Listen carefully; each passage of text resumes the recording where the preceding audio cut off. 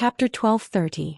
Everyone was laughing heartily, but Dejun was silently wiping away his tears. This kind of behavior that ruined the atmosphere didn't annoy the other children. On the contrary, the children were very united. When they heard Sister Pomegranate say that Dejun was crying, they all gathered around Dejun. Kiki was the same. The little girl's hands were clasped in front of her, and she looked at her best friend worriedly with tears flowing down her cheeks. Dejun, what's the matter? Sister Pomegranate asked. Dejun unconsciously used his spoon to scoop up the rice in his bowl while trying to hold back the tears in his eyes. But the more he tried to hold back, the more his heart churned. Tears fell from the corners of his eyes and the tip of his nose. After a while he calmed down and said in a choked voice, "I miss Daddy." Fortunately, Nui and Nina had already finished eating and had gone upstairs with the uncles to get a change of clothes. Otherwise, these two children might have been affected by Dejun's feelings. "I miss Daddy too." Xian nodded beside him. Today little chubby Xian performed the best. Although his father wasn't by his side, he stood up for his friends and wasn't timid at all during the mission. He didn't cry as sadly as he did at the beginning. Even if he said that he missed his father, it was only in his heart. The expression on his face was still very natural, and he didn't look like he was about to cry. However, Kiki was different from Xian. When Dejun said those words in a choked voice, it made the well-buried longing for her father surge in her heart. She secretly wiped the tears from the corner of her eyes, but her mouth couldn't help but twitch. She sniffled and said, "Brother Dejun, don't cry. You make me want to cry too." The little girl's voice was a little sobbing. Looking at her red eyes and her tear-stained face, Kong Kong felt that he should stand up and say something at this time. "Don't cry. What's there to cry about?" Kong Kong grinned. In addition to showing a positive attitude that he had never shown before, he also winked at Dejun and said, "Dejun, you see how brave you were this morning. Our fathers are leaving and you're so happy. Everyone else is crying. Don't be afraid, they will definitely come back." Kong Kong is right. Your father will definitely come back. But when they come back, they definitely won't want to see you crying, right? Sister Pomegranate placed one hand on Dejun's shoulder and pulled Kiki over with her other hand, letting her lean on her body. "So, you have to learn to be strong so that your father can be very happy when he comes back." Kiki nodded vigorously. She wiped her tears, but she still burst into laughter. No one understood why the little girl was smiling through her tears. In fact, she was thinking about her father's surprised expression when he came back and saw that she had earned so much money. Her heart was blooming with joy. Xian stood behind Big Brother Dejun like a little man. He put one hand on Dejun's shoulder and said generously, "Don't cry." Everyone was still touched by little fatty Xian's loyalty. Then Xian stood on the steps and pressed her chubby little body against Dejun's body with both hands. "He won't cry, he's very strong." Sister Pomegranate sat beside Dejun and comforted him. After a while, the few children gathered downstairs with a change of clothes. In the open space in the middle of the earthen building, there were several wooden basins that looked like bathtubs. Well, it was actually a bathtub. Sister Pomegranate stood in the middle and demonstrated with a large wooden ladle. "Okay. Each of you put the water in the wooden bucket and the wooden basin." Just now, Kiki asked Sister Pomegranate and she said that girls couldn't bathe outside. Sister Pomegranate had already comforted her and only asked the girls to wash their hair outside and then go back to the house to bathe by themselves. As for the boys didn't care. Kong Kong might be a little shy, but Xian had already stripped himself naked. Xian was the most comfortable because Sister Pomegranate had already scooped the water for him. The chubby little boy jumped into the wooden basin and used the wooden ladle to scoop water for himself. Walala, the cool water from the well was the most beautiful gift in this hot summer. Little fatty Xian was so comfortable that he closed his eyes. However, it seemed that his happiness didn't last long. Next to him was a little girl who was probably only a little over a year old. She was sitting on a plastic horse and playing. Looking at little fatty Xian's chubby shoulders and curly hair, she happily called out, "Sister." However, little fatty Xian hated it when others called him sister. Last time when he was selling fruit stuffing with his father on the Shishan Plateau, the other children called him sister. How could he be sister? He was obviously a very good and strong little boy. "I'm calling you brother." Xian anxiously turned his head and explained. However, when he turned around, he scared the little girl away. Xian was still pitifully lying in the wooden basin and calling out, "Call me brother, don't call me sister."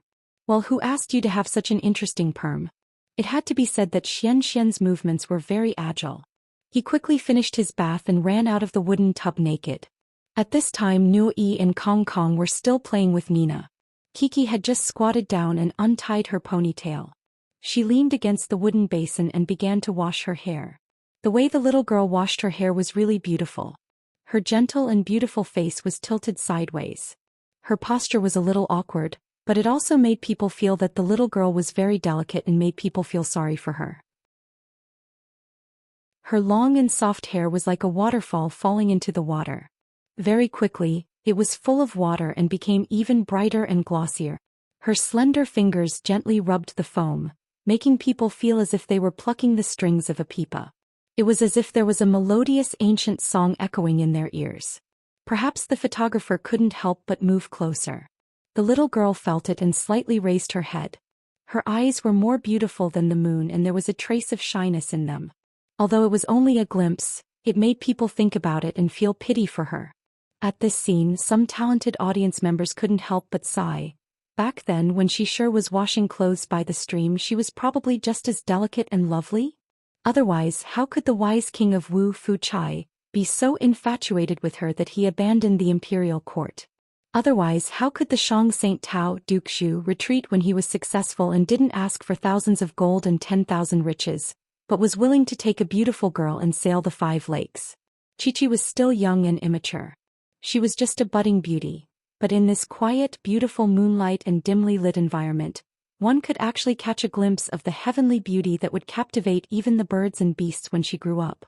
Of course, at this time, Kiki wasn't the only one who grabbed the camera and the audience's attention. On the other side, Sister Pomegranate was amused by the shameless Xian who had just climbed out of the wooden tub. However, she was currently washing Dejun's hair. At the crucial moment, she could only hold back her laughter and shout, "Hey Xian, put on your clothes."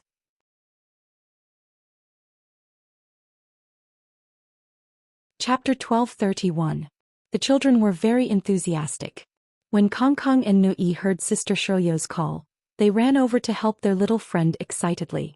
However, although Xian was short, he was really a meaty ball and was very heavy. The clothes were still okay, but the pants were really stumbling.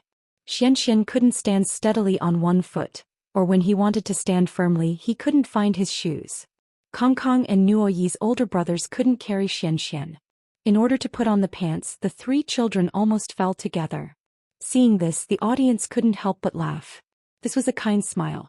Some were amused by little chubby Xian's funny performance, and some were touched by the children's efforts to help their friend. After a while, Xian finally put on his loose clothes. Kiki had also washed her hair. Of course, the little girl who loved cleanliness washed her hair again and again until the foam on her hair was washed clean. She used the towel just now to wring the water out of her hair, but it was still wet. Kiki shook her hair and the long hair sprinkled water everywhere. The photographer was so scared that he ran away, but the little girl giggled. She was too naughty. "Kiki, do you want to use a hairdryer to dry your hair? It'll dry faster this way," the director's sister asked. Kiki thought for a while but still shook her head. She said seriously, "You can't use a hairdryer. Mama Ma said that a girl's hair should be dried naturally. The hairdryer will make the hair ugly." How could a girl who liked beautiful girls use a hairdryer to dry her hair faster? If Papa was here, Kiki thought again, he would definitely ask Kiki to go over and dry her hair manually. But Papa wasn't here now. What should she do? Chi-Chi looked at the director's sister. Her small eyes were very pleasant, making it hard for people to reject her. "Sister, can you give me a dry towel?" She just had to wipe it and it would be dry. Sister Shirlu was outside waiting on the little beauty Nina, and Xian also turned into a scrubbing technician, applying soap for brother Nui. While these ridiculous scenes were playing out, Kiki had already returned to her room. According to Papa's instructions, she covered the camera on the wall and took a beautiful cold bath. Chi-Chi changed into a refreshing little dress and came out. Her loose hair, black crystal-like eyes, and this cute black dress made her look like a night elf in the forest. The little boys who were already sitting at the table were all mesmerized by her. Hey, you all don't look at me. You don't think I'm pretty, right?" Sister Shirley smiled and waved her little fan and asked. Sister Shirley is beautiful too. I think Sister Shirley is beautiful. Dejun also flattered. But I think Sister Kiki is prettier. Xianxian only had eyes for Sister Kiki. His curly little head turned and he smiled foolishly at his sister, wanting her to sit next to him. But he didn't realize that in order to sit next to Sister Nina, there was no more space next to him. Nu-e, am I pretty? Nina held her brother's hand and asked seriously. I think Nina is pretty too. Nu-e gave a great answer. Kiki was a little shy. Of course, being praised as pretty was something that made a little girl happy. She walked past Brother Xianxian happily, and when she sat down her smile was sweet and happy. They were still sitting in the same order as when they were eating. Kong Kong felt his sister walk past and sit next to him with the soft fragrance of soap. The little boy's face suddenly tensed up. Fortunately, he always had this expression so no one noticed or laughed at him. Where is the money? What about now? Auntie Shirley will return it to you. Sister Shirley said so much that she forgot that she used to call herself sister and not auntie. But after becoming auntie, Sister Shirley's tone became much gentler and she didn't rush to coax. Did you have a hard time earning money today? Tell me. Yes. Nu-e and Dejun took the money and nodded. Even the shy Nina opened her mouth. She was becoming more and more of a part of the group. Kong Kong was nervous. His sister gave him half of the money when she took it and he kept looking at the food on the table. He didn't dare to eat and he forgot to speak. I feel very tired. But it's also very fun. Chi-Chi took the money and answered Sister Pomegranate's question seriously. After the little girl finished speaking, she looked at Brother Kong Kong curiously, as if she was wondering if Brother Kong Kong didn't have fun in the afternoon. Xianxian was busy eating and there were many delicious snacks on the table. His style was completely different from the other friends who were waiting for Sister Shirley to ask questions. However, seeing Brother Xianxian eating so happily, Kiki couldn't help but eat as well. Earning money is tiring, right? Have you ever thought about what you want to do when you grow up? Sister Shirley asked. Kiki was the first to answer this question because in kindergarten the teacher asked them to think about this question. The little girl devoutly said as she ate, "When I grow up I want to sing and dance. But my papa can't sing, his singing is terrible." The little girl directly jumped to another topic. "But my mama sings very well and she can play the guitar. She's super good." In terms of talent, Kiki finally didn't worship her father. What about Kong Kong? Sister Shirley quickly changed the topic. Be a director. No. Kong Kong denied. Be a photographer. Sister Shirley guessed again. Oh. Kong Kong finally smiled a little and the little boy's smile was quite handsome. Be a pilot for the crew's private plane. He also jumped out word by word. However, they didn't know which crew was so rich that they could afford a private plane. Brother Kong Kong, what is a private plane? Kiki asked a question that the other friends didn't understand. A private plane is a plane that my father only flies when he's shooting a movie. Kong Kong said with some pride. Fly a plane? Then Brother Kong Kong, can I take your plane? Kiki looked at Brother Kong Kong with surprise and admiration. When she was young, she thought that her father was very good at driving. Later, when she grew up, she liked planes because they could shuttle through the clouds, which was very amazing.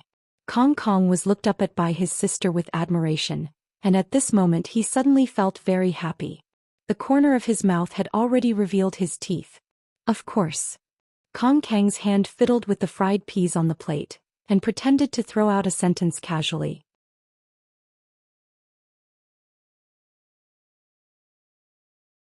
Chapter 1232. I've never thought of limiting her future. Why would I? Every child has their own dreams just like us when we were young. Having our own dreams from a young age is a wonderful thing. After the show was broadcast, Poplar Fruit said in an interview with a reporter from Ting Sun News. On the show, Kiki said what she wanted to do when she grew up. Kiki's answer surprised many of the audience. Kiki wasn't obsessed with academics like her father, who she admired the most. Instead, she liked to develop in the field of literature and art. Poplar Fruit's reaction was very calm and even a little cheerful. He laughed and said, "As her father, I can't teach her anything in this field. However, I will give Kiki the greatest support and protection so that she can pursue her dreams bravely and happily." Poplar Fruit showed a lot of tolerance. This also gave many parents from the 70s and 80s a topic to ponder. However, there was no need to worry about this because the children were still young. When they talked about their dreams, it was more of a passion. Who knew about the future? The show was still ongoing. Nuo-e, what do you want to be when you grow up? Sister Pomegranate asked Nuo-e, who was a little crazy. The audience looked over expectantly. Would Nuo-e's answer be interesting? Would Nuo-e, who was obsessed with the world of Journey to the West, think about it again? I like to practice martial arts. However, he didn't. Nuo-e's eyes looked around, but his expression was very honest. Practice martial arts? Sister Pomegranate was a little surprised. Yes, I like to practice martial arts. In order to prove his passion for martial arts, Nuo-e put down the money in his hand and waved his small fist. However, the little boy's fist didn't have any pattern. It was purely a fist of tortoise. Kiki's mouth was mumbling as she ate the delicious dao-du. She turned her head to look and chuckled as she ate. I also like to practice martial arts. Little Chuangshuan retorted. He was the son of the boxing champion, Zhou Shimin. In the first 2 episodes, the audience had already seen the power of little fatty Xian's fists when he was playing with his father. Little chubby Xian was naive, but he had a passion for boxing that other children didn't have. Everyone approved of his future development in boxing. Kiki giggled. She happily said to her good friends, "Then Xian, brother Nui, you can learn kung fu from my papa. My papa is super powerful. My father is the best. He's the champion." Xian said, unconvinced. "What do you want to do after learning kung fu?" Sister Pomegranate stopped their argument and asked.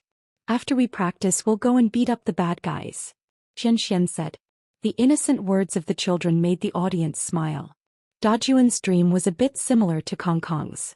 He also wanted to fly a plane, but he wanted to fly a bomber. Because I don't know how to operate a bomber. I have to practice. The reason was also very pure and interesting. Sister Pomegranate was dumbfounded. There was also Nina. She listened with great interest, but when it was her turn to answer, the little beauty just smiled and didn't know how to answer. She didn't have as many dreams as her brothers and sisters. Nina didn't know that much. "Brother, I think this is super delicious. You should try it too." Kiki and Kong Kong's relationship had indeed warmed up a lot today. The little girl leaned close to Kong Kong's ear and whispered in a clear voice. Kong Kong still wanted to pretend to be calm, but the curve of the corner of her mouth couldn't be hidden. "Let me ask you a question.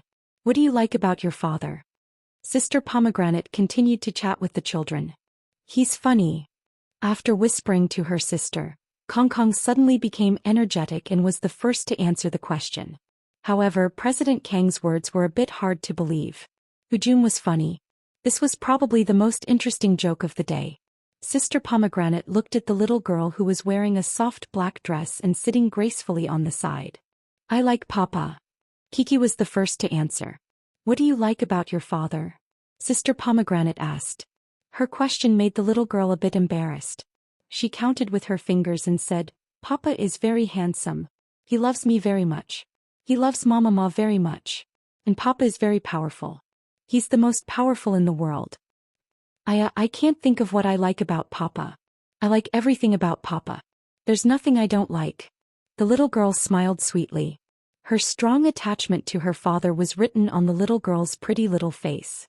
Perhaps when the first episode was broadcast, there were still many people who didn't know about the deep relationship between Poplar Fruit and Kiki. However, something that happened later shocked the whole country. After that, the media's sensational reports also let everyone know that Poplar Fruit raised the newborn Kiki alone. When they saw this episode again, looking at the little girl's sweet and happy smile, people more or less sighed and silently raised their hands to give their blessings. But this was all in the future. The children's answers were all different. Xian was a bit puzzling as he liked to see his father smile. Nuo-e warmly liked his father to kiss him. They were all very interesting. Later on, Sister Pomegranate asked a few questions. What made people feel warm was that when Dejun answered the questions, he said a lot about his father's shortcomings. His longing for his father condensed into 2 words, "I miss him very much." Hearing this, people's hearts went numb and soft. His little friends came forward to comfort him, especially Nuo-e, who even kissed his little friend's cheek. The white and round egg-headed Dejun, and the mixed-blood handsome Nui. In this scene, fans of the two children's CP popped up in the audience. They were making a fuss on Weibo that they wanted the two children to be together. This kind of fanaticism was intoxicating. Everyone saw Xian Xian eating and laughed at little fatty Xian for being a little foodie. However, the attentive audience also saw that Kiki also ate from the beginning to the end. If Poplar Fruit was here, Poplar Fruit would not let her eat so many hot fried snacks for the sake of the little girl's body. But when Poplar Fruit was not here, the little girl became a runaway little wild horse.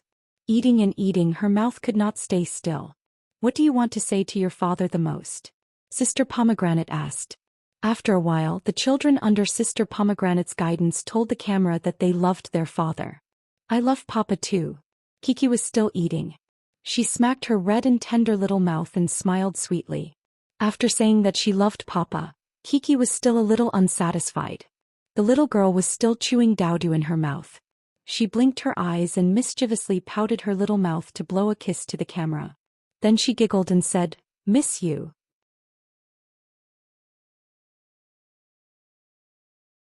Chapter 1233. The tea party was over and the children went back to their rooms. Kiki also went to her room. It was convenient for her to live on the first floor. "Xian Xian, where are you going?" "Your room is upstairs." Sister Pomegranate shouted, not knowing whether to laugh or cry. Everyone turned their heads to look. Little chubby Xian was following behind Chi-Chi's elder sister, preparing to enter the house as well. Kong Kong looked at them and curled her lips. She thought that Boss Kong was more mature. "I want to accompany my sister." Xian Xian looked at Sister Pomegranate and said naturally. He still remembered the promise he made to Uncle Yang in the morning. "Sister doesn't need you to accompany her. Come back." Sister Pomegranate regained her domineering attitude. "Thank you, Xian Xian. You should go back to sleep too. I'm going home too." Kiki stood at the door with one hand on the door frame and the other hand waving goodbye to her brother. She went back to her room alone. She was not in a hurry to do anything else. Instead, she walked around the room. She looked under the bed, opened the closet door and looked behind the door. "Kiki, what are you looking for?" one of Kiki's assistants asked. "I'm looking for Papa." Kiki pouted and said disappointedly. It turned out that Kiki thought that her father would come back at night. She thought that her father might have already come back and was hiding somewhere to give her a big surprise. Unfortunately, the little girl was disappointed. The assistant sister was stunned. She was still young and didn't understand children as well as the director sister. She didn't know how to comfort Chi-Chi. She could only go up and hug her gently saying, don't worry. Your father will come back." Although she comforted her, it was useless. The little girl was still a little lonely. She climbed back to her bed and looked outside the window. Although the photographer was standing outside the door, Kiki was not looking at him. The moonlight was cool and the lights outside were dim, but Chi-Chi was like a secluded girl from the old days. She stared into the distance, hoping only to see her beloved father's figure return. Suddenly, a shadow flashed outside the window. Kiki was happy and raised her head. However, she was about to be disappointed again because the person who came in was the assistant sister who had just left. "Kiki, look, I brought you a phone. You can call your mother now." Looking at Kiki's pitiful little eyes, the assistant sister's heart was about to break. She deliberately said it cheerfully, trying to arouse the little fellow's mood. Kiki's eyes lit up. Kneeling on the bed, she grabbed the phone with her white and tender hands and asked happily, "Can I call Papa?" "This is your father's phone." The assistant pointed to Kiki's iPhone 6 and said with a smile, "He's on a mission now, so he didn't bring his phone out." "Is that so?" Kiki was a little disappointed, but being able to call Mama Ma still made Kiki a little interested. She also had a lot to say to Fong Beibei at the moment. Kiki unlocked the phone with ease. Poplar Fruit did not set a fingerprint password, nor did he look for a contact.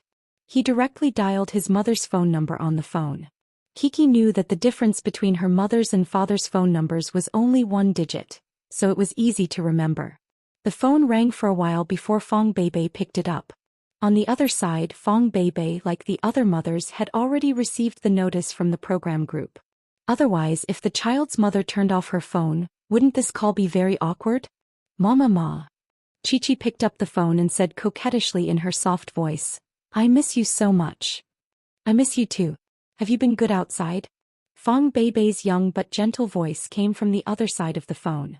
Although it was separated by radio waves, the deep care and concern in her voice could be heard from the other side of the phone. Yes, but Papa is not here today. The little girl pouted and said with a bit of bitterness, Papa left on the bus this morning.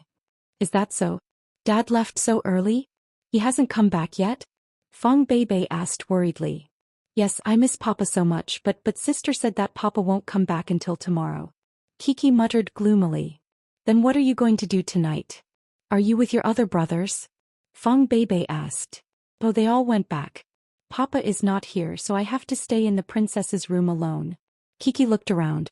She was not afraid now, but if it was a little later her sister and uncle would go to sleep, and she would have to stay in this empty room alone. Kiki's eyes began to turn red and her voice was choked with sobs. Although it was the princess's room, Kiki would not be happy if she lived alone. Moreover, it was the first time the little girl lived in a room alone. Fong Beibei heard it. In fact, Fong Beibei had witnessed Kiki's growth in the past 4 years. How could she not know that Kiki would be afraid? However, Fong Beibei did not comfort the little girl directly. She said softly, Kiki, when Mom was young, Grandpa and Grandma sometimes went out to work at night, leaving Mom at home. At that time, Mom's house was not as beautiful as it is now. There was no big yard and there were not so many beautiful flowers. Do you know how Mama waited until Grandpa and Grandma came back at night? Fong Beibei asked. I don't know.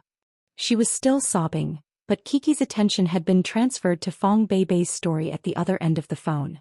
At that time, Mom had a good friend at home called Xiao Dai, just like the Barbie doll I gave you, Kiki. It was a cute kitten pillow.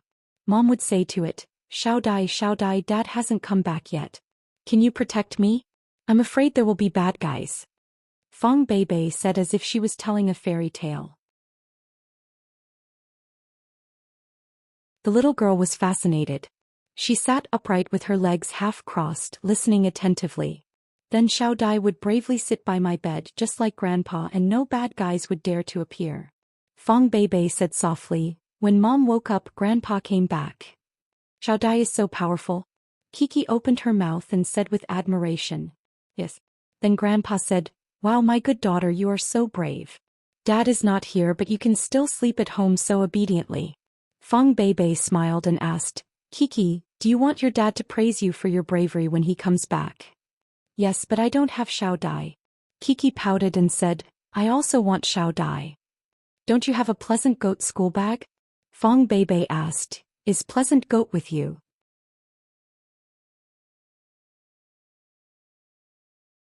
Chapter 1234. It's here. Kiki happily took her cute little school bag from the table next to her. Looking at the prominent shape of Pleasant Goat on the little school bag, it was not the same as last year's. Kiki seemed to have a little more confidence. She said happily, Mama, Pleasant Goat is more powerful than Dumbo. Yes. Fong Beibei also said with a smile, Pleasant Goat can defeat Grey Wolf. Pleasant Goat defeated Grey Wolf and Red Wolf and protected the whole sheep village. Kiki rushed to say. Speaking of Pleasant Goat, the little girl was in high spirits, as if she didn't have red eyes and tears because she missed her father. Kiki, now that you have Pleasant Goat, can you be like Mama and face difficulties bravely and then let Papa, who will definitely come back tomorrow, be happy for Kiki? Fong Beibei's voice was still very gentle, but the tone was slightly raised, which made Kiki feel more confident and motivated. I want Papa to be happy, but I also want Papa to come back early. Kiki held Pleasant Goat's school bag and nodded hard. Great. Fong Beibei said with a smile. If Kiki has always been so obedient, strong and brave, Papa will definitely finish the task and come back quickly. Is Papa still doing the task? Kiki asked curiously. Yes, he must be doing the task. Otherwise, he loves Kiki so much, how can he not come back? Fong Beibei said with a smile. Mama believes that as long as Kiki sleeps well and is not afraid of anything, she should be able to see Papa when she wakes up. Moreover, Papa may have a big surprise waiting for Kiki. Surprise? What kind of surprise? Is it a gift? The little girl happily twisted her waist and began to imagine. Then she thought of something and quickly lowered her head to the phone. She said seriously, I want a gift, but I also want Papa to come back. I want Papa to come back with or without a gift. Kiki's great. You're so sensible. Dad will be very happy when he comes back. Fong Beibei said with a smile. Then Kiki, do you dare to sleep alone now? Yeah. Kiki nodded. She put Pleasant Goat's bag on the edge of the bed and said seriously, I'm not afraid anymore. Pleasant Goat will protect Kiki. Yes, then Kiki should go to sleep now. When you wake up, Daddy will be back. Fong Beibei said softly as if singing a lullaby. Good night, Mama. Kiki said good night to her mother and then turned off the phone.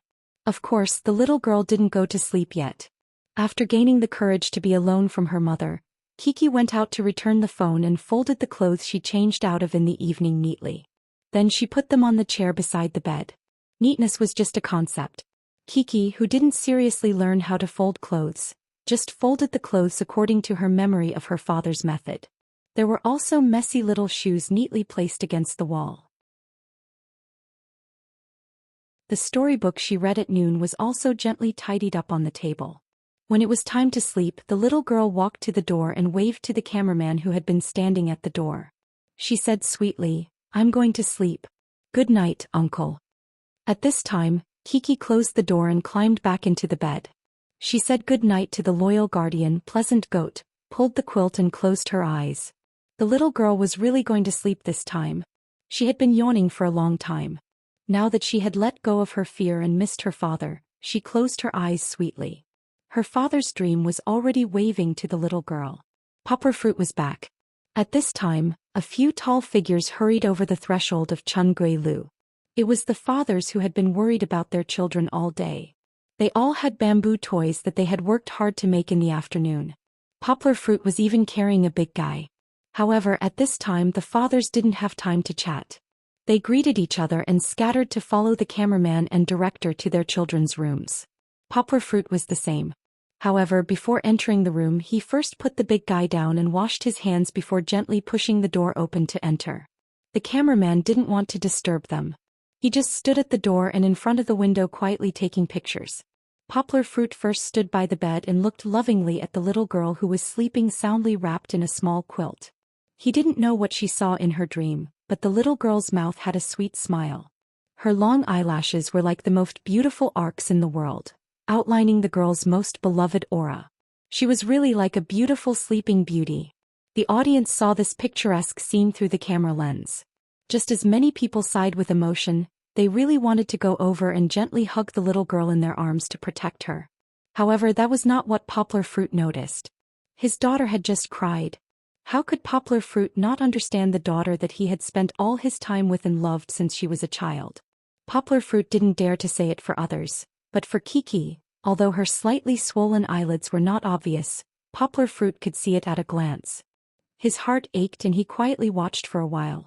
The cameraman thought that Poplar Fruit was going to stand like this for the whole night and then take in every detail of his daughter that he had missed today. Only then did Poplar Fruit put down the school bag on his back and put it next to the suitcase. Kiki had already tidied up the clothes, shoes, and everything in the room in an orderly manner. Poplar Fruit only then noticed that his eyes showed a little surprise, and his action of taking off his shoes had an obvious pause. Back on the bed, Poplar Fruit didn't want to disturb his daughter's sleep, so he gently lifted her up and let her sleep in a little space. However, Poplar Fruit underestimated his daughter's longing for him.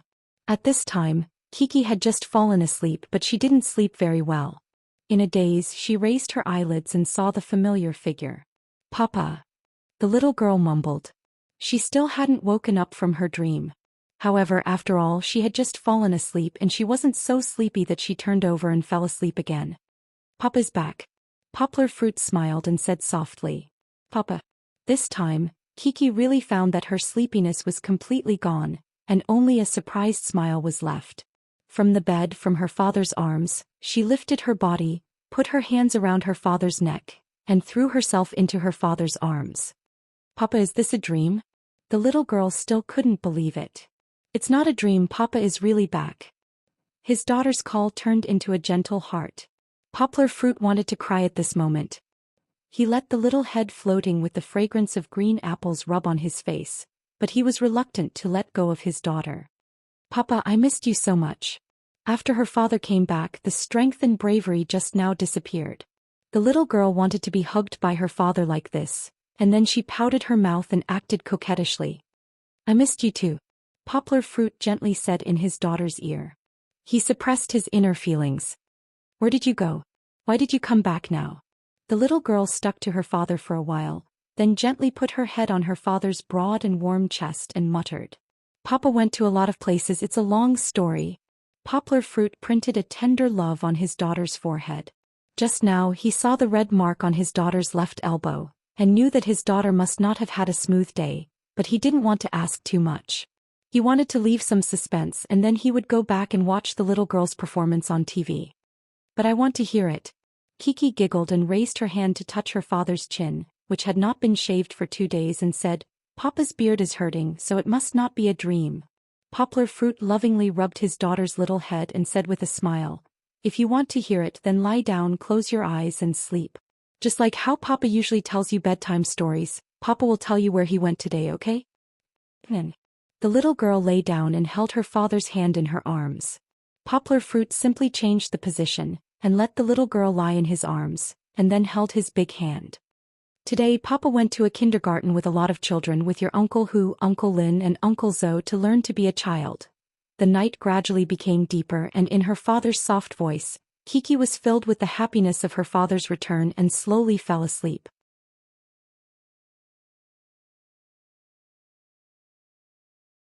Chapter 1235. Early in the morning, Huking Village was full of birds and flowers. Poplar Fruit slipped out early in the morning to do his morning exercise and enjoyed the vibrant scenery of the fields. In such an environment, Poplar Fruit felt that his internal strength was running a lot faster. However, Poplar Fruit did not have any nostalgia. Practicing kung fu was just one of his hobbies. There were too many beautiful things in life that he needed to cherish. Poplar Fruit would not give up his life in the city or even abandon his wife and children in order to practice kung fu. Returning to the earthen building refreshingly, Poplar Fruit found that Zhou Shimin had also gotten up. He was still playing professional boxing, so regardless of whether he was recording a program or not, he was always singing and punching every day. Brother Zhou, good morning. Poplar Fruit smiled and waved at Zhou Shimin, saying, You're really amazing. Brother Zhou, you're also going for the boxing champion's golden belt today, right? Poplar Fruit really didn't know much about boxing, but he still knew about the golden belt. Don't say that. The boxing champion is really overrated. Zhou Shimin smiled and said, Now that I'm older, it's getting harder and harder to win games. Aren't competitive games all about youth? Now it's the world of young people. Brother Zhou, you're being modest, right? Poplar Fruit laughed and said, But Brother Zhou, to be honest, you're number one in my heart. This was not a compliment at all.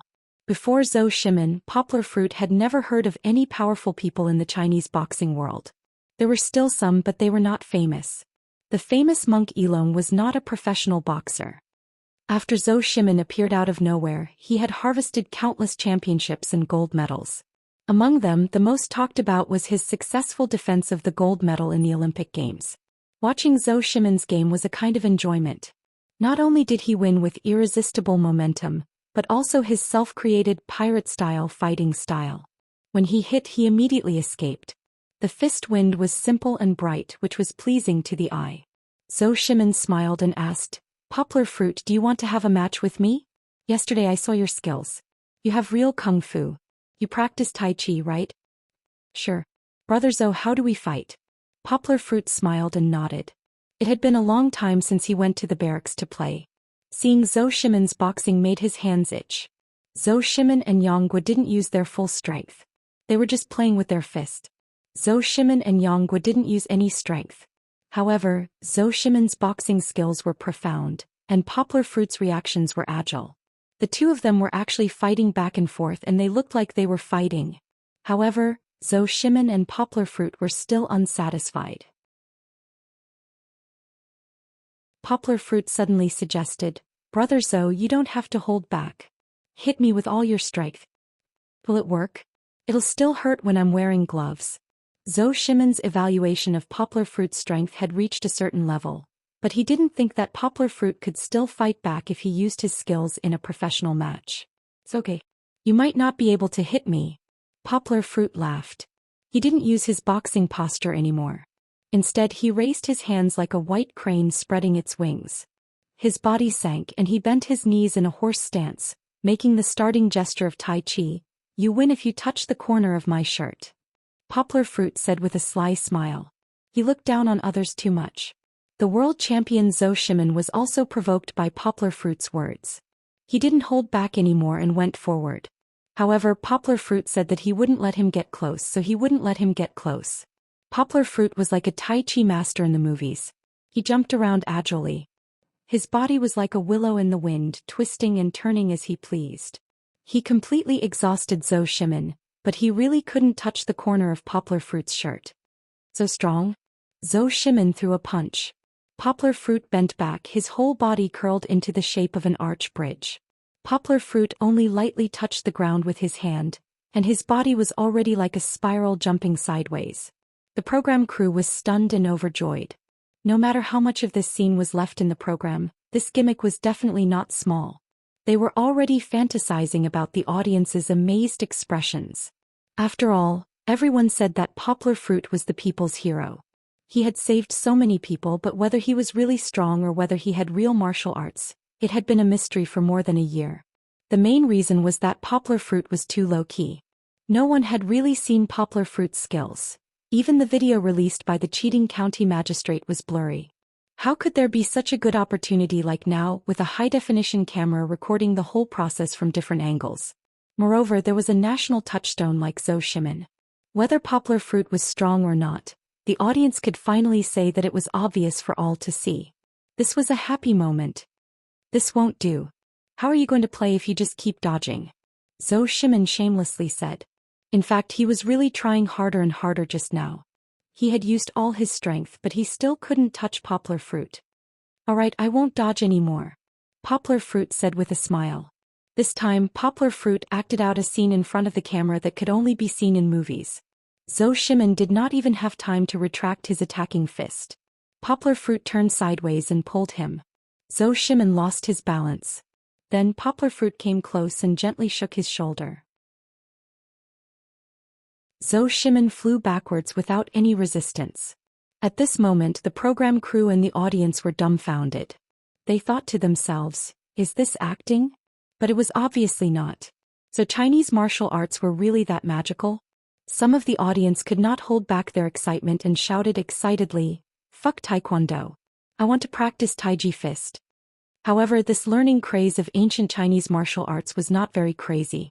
It was only limited to a very small portion of the audience. It did not have much impact on Poplar Fruit and the program, so it was not discussed for the time being. Poplar Fruit reached out and pulled him, so Zhou Shimin did not fall. However, Poplar Fruit's martial arts really set off waves of shock in Zhou Shimin's heart. He did not expect Poplar Fruit to be so strong. He had learned martial arts before. Although he did not go deep into it, he had never seen anyone who practiced martial arts who could make him lose his resistance so easily. So, Poplar Fruit, you are the real master. I accept my loss wholeheartedly. Zhou Shimin looked at Poplar Fruit and was stunned for a while before he said with emotion. He was magnanimous in the face of defeat. Poplar Fruit laughed and said, "No, brother Zhou. The two of us walk different paths of martial arts. There is no comparison. No, this is not an exaggeration. You are very strong. If you were to fight in a professional boxing competition, the championship belt might be yours. Of course, you also need to practice your skills." Zhou Shi said sensitively. Poplar Fruit had restrained his strength just now, but he who was also a master could feel the surging power in Poplar Fruit's body. Forget about the boxing competition. In my life, I just want to be a good teacher and then study the topics I like. Poplar Fruit laughed and said, "The most important thing is to be able to spend more time with my family and children. Life is happy." The last sentence is reasonable. Zhou Shimin and Poplar Fruit looked at each other and smiled. The two of them had different personalities, but they were quite like-minded. Their relationship had become much closer after this battle. "Teacher Yang, Teacher Zhou, are you done?" The assistant director stood next to the cameraman and looked at Poplar Fruit and the others. He asked carefully, "We still need to decorate here. What do you think?" "It's over." Go on, go on." Poplar Fruit and Zhou Shimin laughed and left the central open space of the earthen building.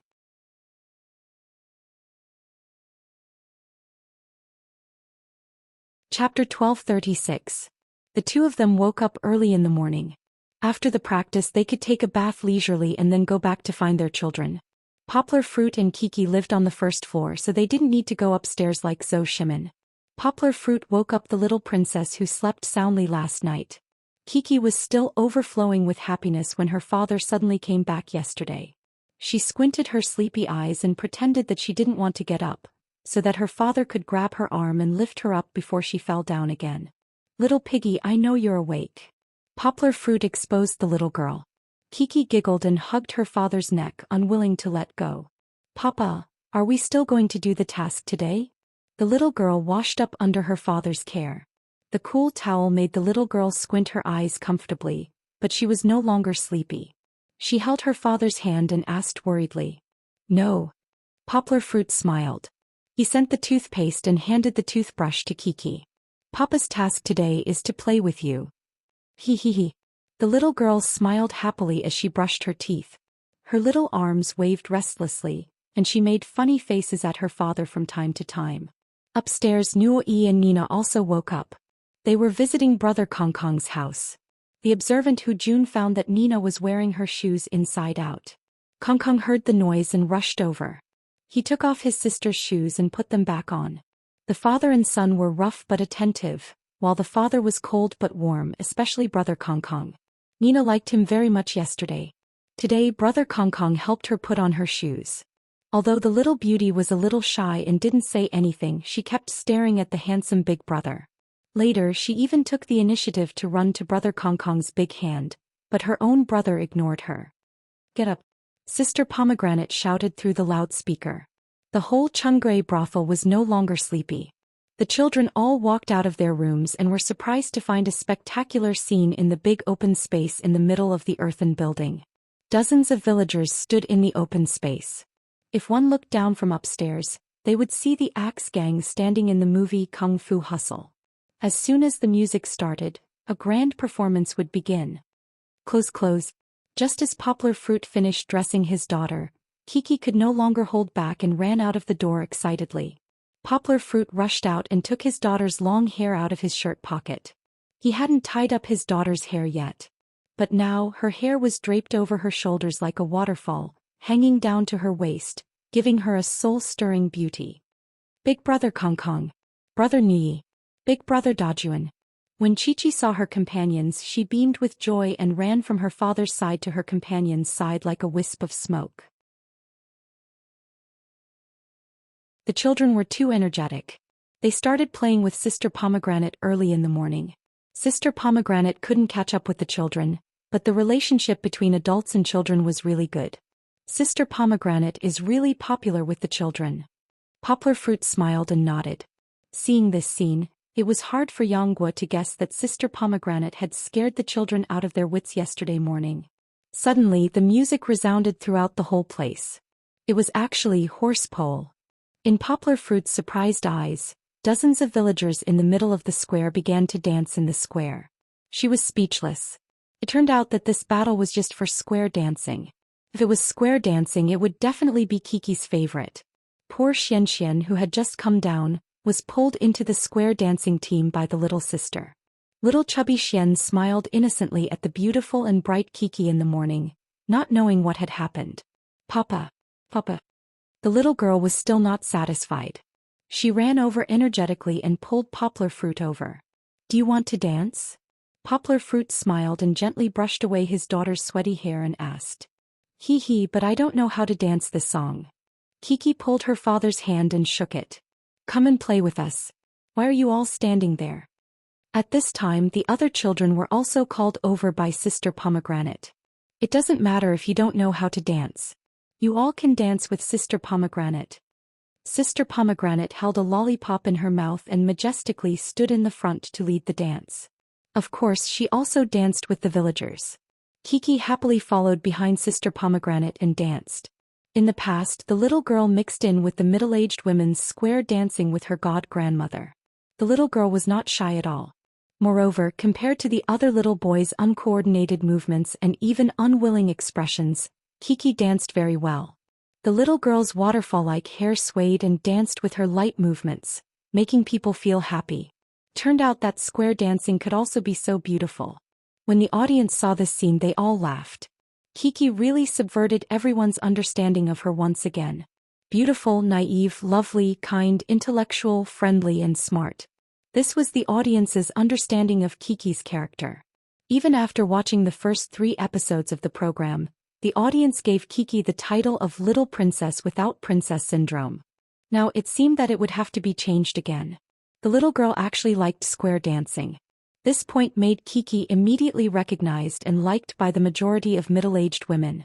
The little girl's fresh and lively dance movements and always sweet smile made square dancing become pleasing to the eye. Perhaps, it would be more appropriate to call her the most down-to-earth little princess. Next was the most dazzling ethnic style. Nuo-e, who originally couldn't blend in, let go of his sister's hand and danced with joy. He shouted, "I can sing, I can sing." Thus there was a scene where Nuo-e sang and Kiki giggled and danced at the side. If the demonic sound was blocked out and replaced with an elegant ancient style, and then Nuo-e sang and didn't move so freely, it would really feel like a romantic drama in ancient times. Of course, the fathers didn't want to be left out. Yesterday they learned to dance from the teacher in kindergarten. At this time, under the command of Poplar Fruit and Zo Shimin, they all jumped into the sea. Their clumsy but loving dance made everyone convulse with laughter. The children were watching with great interest. Kong Kong, Dajuan, and Nina, who had no talent in dancing or were unwilling to join in, were clapping happily at the side. Little Fengxian twisted and turned with his sister, and his dancing posture was quite charming. Although later the children ran to see the little rabbit, and Kiki didn't continue to dance and went to play with her friends, the surprise segment of square dancing filled the whole morning with laughter. After the square dancing, it was time to eat breakfast. The villagers in the earthen building had already prepared a super sumptuous breakfast. There was pot paste, pork floss, oyster cake, steamed rice balls, taro, and so on. There was a dazzling array of dishes and the children were drooling. However, how could eating breakfast be a simple matter?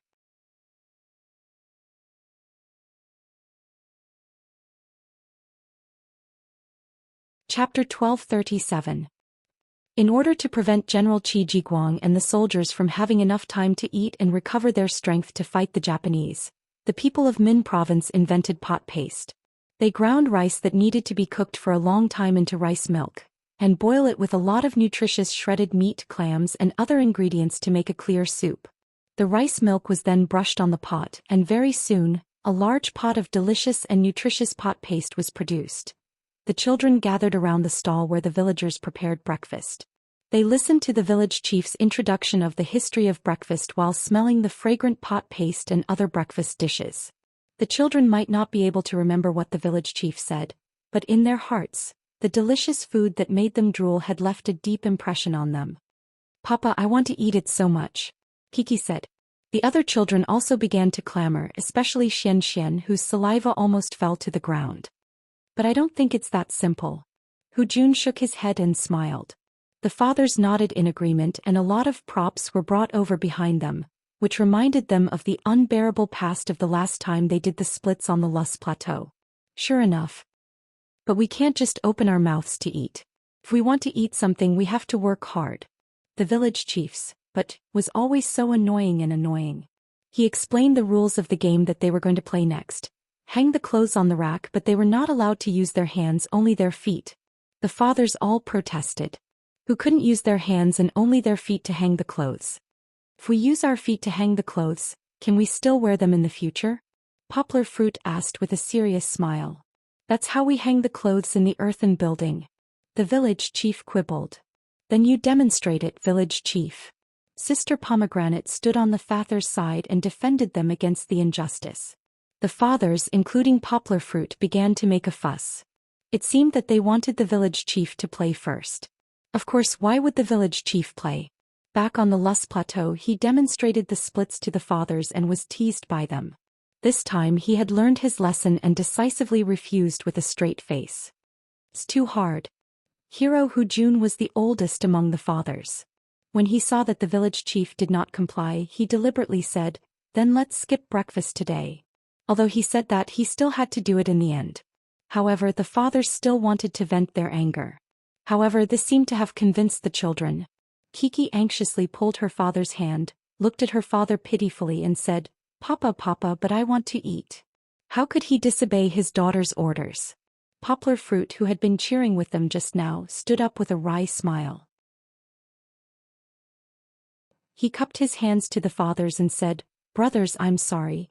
I have to go first." "Traitor Yonggwa, you traitor." A few fathers, especially Hu Jun, laughed out loud in a disrespectful manner. Poplar Fruit walked to the middle of the field and asked with a smile, "Village chief, I'll be able to eat the clothes as long as one is successful, right?" "As long as one succeeds, you can bring the little babies to choose the breakfast you want to eat," the village chief said. "Come on, Papa. Come on, Papa." The little girl clapped her hands excitedly.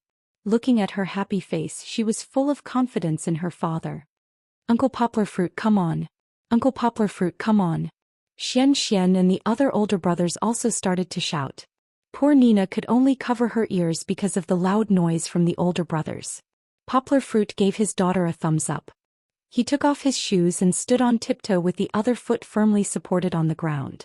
Even if Poplar Fruit swung his foot, his body was as steady as a straight line. It made people feel that Poplar Fruit was supposed to be walking with one foot, and his swinging foot was like an arm. He would not fall down. "Amazing!" Zhou Shimin exclaimed. He praised him in his heart. He is indeed a martial artist. His feet are so steady. At this moment he realized that when Poplar Fruit fought with him just now, he might have gone easy on him. He had to admit it. Poplar Fruit steadily grabbed a piece of clothing with his right foot. The children were all watching him attentively. They stopped making noise and held their breath as if they would blow Uncle Poplar Fruit down if they breathed too heavily. He turned around, bent his leg and was ready to go. To be honest, Poplar Fruit was not worried at all that he could not hang the clothes, because his control of his body was beyond human understanding. Poplar Fruit thought that he could throw the clothes on the drying rack with his feet in 100 ways. However, the moment he swung his leg, Yonggwa remembered that this was a variety show, not a sports competition. So he confidently flung his clothes into the air. If he were to describe it in football terms, it would be as if Yonggwa had hit a plane. A perfect beginning and a funny ending. The audience burst into laughter, and the unscrupulous fathers were also convulsing with laughter. Kiki was still seriously staring at the clothes that flew high in the air. When it landed, she said in annoyance, "Aya, it didn't work. Kiki, come help Daddy pick up the clothes. Even if Daddy has to kick it 100 times today, I will help you earn breakfast." Poplar Fruit said with a smile, upholding the spirit of not giving up. The Vitality Girl Kiki nimbly jumped down from the chair, then ran to pick up the clothes and handed them to her father's feet. The little girl's obedient and sensible appearance made many parents envious in front of the TV.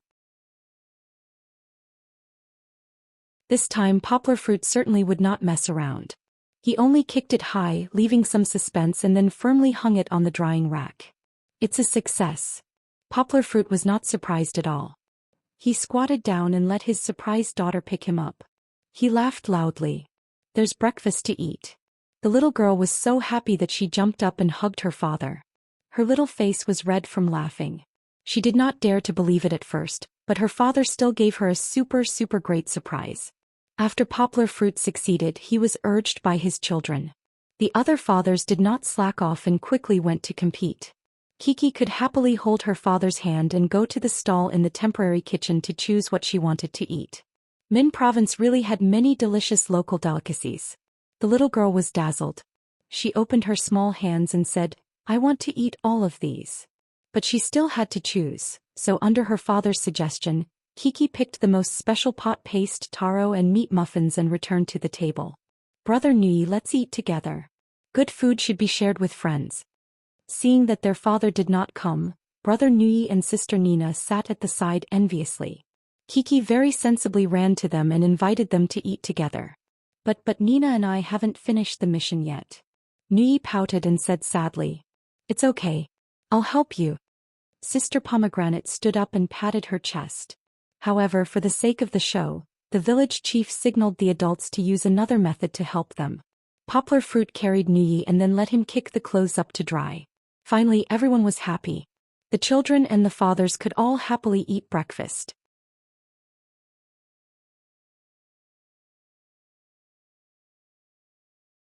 Chapter 1238. Come on, Papa will tie your hair for you. After breakfast there was a short break. Poplar Fruit called Kiki, who had been running around Nina's sister, over. Then Papa, I want Auntie Zheng's beautiful hair like last week's. Kiki's eyes lit up and she happily gestured. Here and here there's a big, big heart. She was talking about the super beautiful heart-shaped hair that Zheng Yujie had braided last week with Big Motor. The hair was braided in the bohemian style, forming a big heart-shaped hair at the back of the head. It was indeed very popular with girls. At that time, Zheng Yujie even braided one for Kiki under her strong request. However, Poplar Fruit didn't know how to braid such a complicated hair. Even if he did, time didn't allow him to do it for too long. Therefore, Poplar Fruit discussed with his daughter for a while, and then he braided a beautiful double ponytail for his daughter. Double ponytails were not tacky. Kiki's hair now reached her waist, and the long braided ponytails hung in front of her and reached her waist. The ear fringe on her forehead also matched the shape of Kiki's delicate face. With a cute round straw hat, she looked extraordinarily beautiful. The little girl in the camera looked very fresh and beautiful, and her every frown and smile revealed a pure temperament. No hairstyle was ugly, and this fresh hairstyle was very suitable for Kiki. The little girl looked at herself in the mirror for a long time, and then she turned around and gave her father a sweet kiss with satisfaction, and then ran out happily. However, after a while, Kiki came back with Nina, and asked her father to braid one for her sister. I can't braid it. Nina's hair is too short and she was born with curly hair. Now she looks good without braiding. Poplar Fruit didn't know whether to laugh or cry and pushed my daughter, who loved to look beautiful, out of the room. After a while, the fathers gathered in a room. This was the monitoring room, and they could monitor the camera in another room through the screen. It turned out that this time the program group had arranged another small test, and the children were asked to carry out the task of guarding the ice cream alone. In addition to the fact that the children couldn't steal the ice cream in their room, they also had to protect the ice cream and prevent the fathers, who played the role of troublemakers, from eating the ice cream. Of course, the village head wouldn't tell the children the specific details of the task. The children in the first group were Kong Kong and Xian Xian. Xuan's happy eyes when he heard that there was something delicious to eat. The fathers were all laughing. Zhou Shimin was scared before the fight even started. He smiled bitterly and said to Yanghua, Xian Xian definitely won't hold back. As soon as the father, Zhou Xian immediately jumped up and opened the lid to see what was inside. The fathers were all convulsing with laughter. Yanghua couldn't help but give Zhou Shimin a smile. Sure enough, Xian. However, to everyone's surprise, Xian didn't succeed in stealing the ice cream in front of the righteous Kong Kong. Before the fathers left, Xian had secretly eaten a small piece of soft candy. Then, under the threat of Kong Kong telling the village head, Xian became well-behaved. Moreover, after brother Kong Kong went out, Xian didn't steal the ice cream as the fathers thought. Instead, he ran out after him. He was probably afraid that brother Kong Kong would tell the village head. Zhou Shimin said. Teacher Lin went out so no one was looking at the ice cream. Didn't Teacher Lin eat it directly? Poplar Fruit laughed. Hu Jun didn't really care about his son's performance. He even joked, when the two of them come back, it's gone. It's over. Fortunately, the two children didn't go far. When they saw Lin Yongjian appear, they quickly came back. Moreover, the first one to block the door was Kong Kong. His performance was really good. Of course, he was much older than Xian, so it was normal for him to be sensible. However, under Kong Kong's influence, Xian shook his head and said that he wanted to eat the ice cream, but he had to wait for the quest first. This made the fathers praise Xian. Zhou Shimin, as a father, had already given up hope, but this time he was a little touched and said, It's beyond my imagination. Seeing Lin Yongjian's coaxing and lying and even using mouth movements, Poplar Fruit and the other fathers laughed and said, Teacher Lin's acting is amazing. He's probably going to fall for it.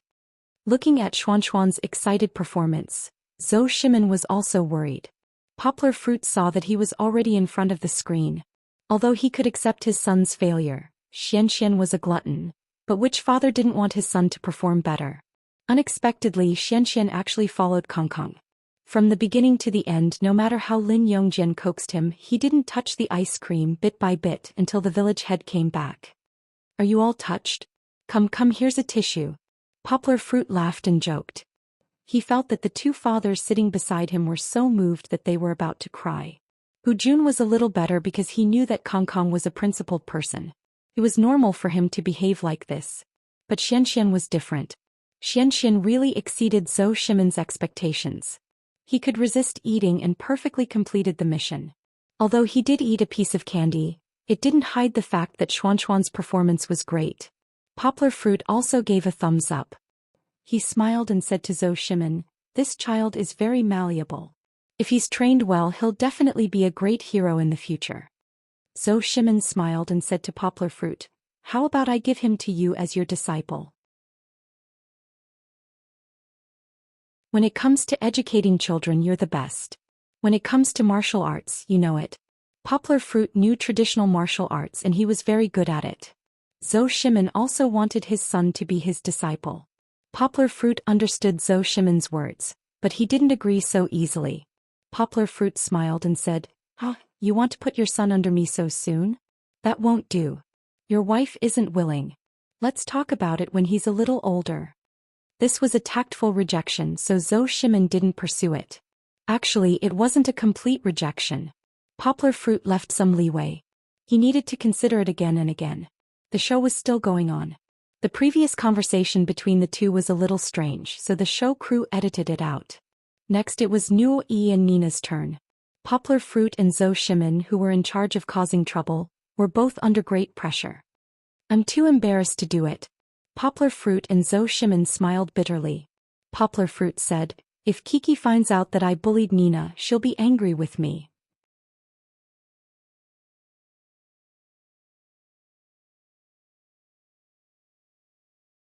Chapter 1239.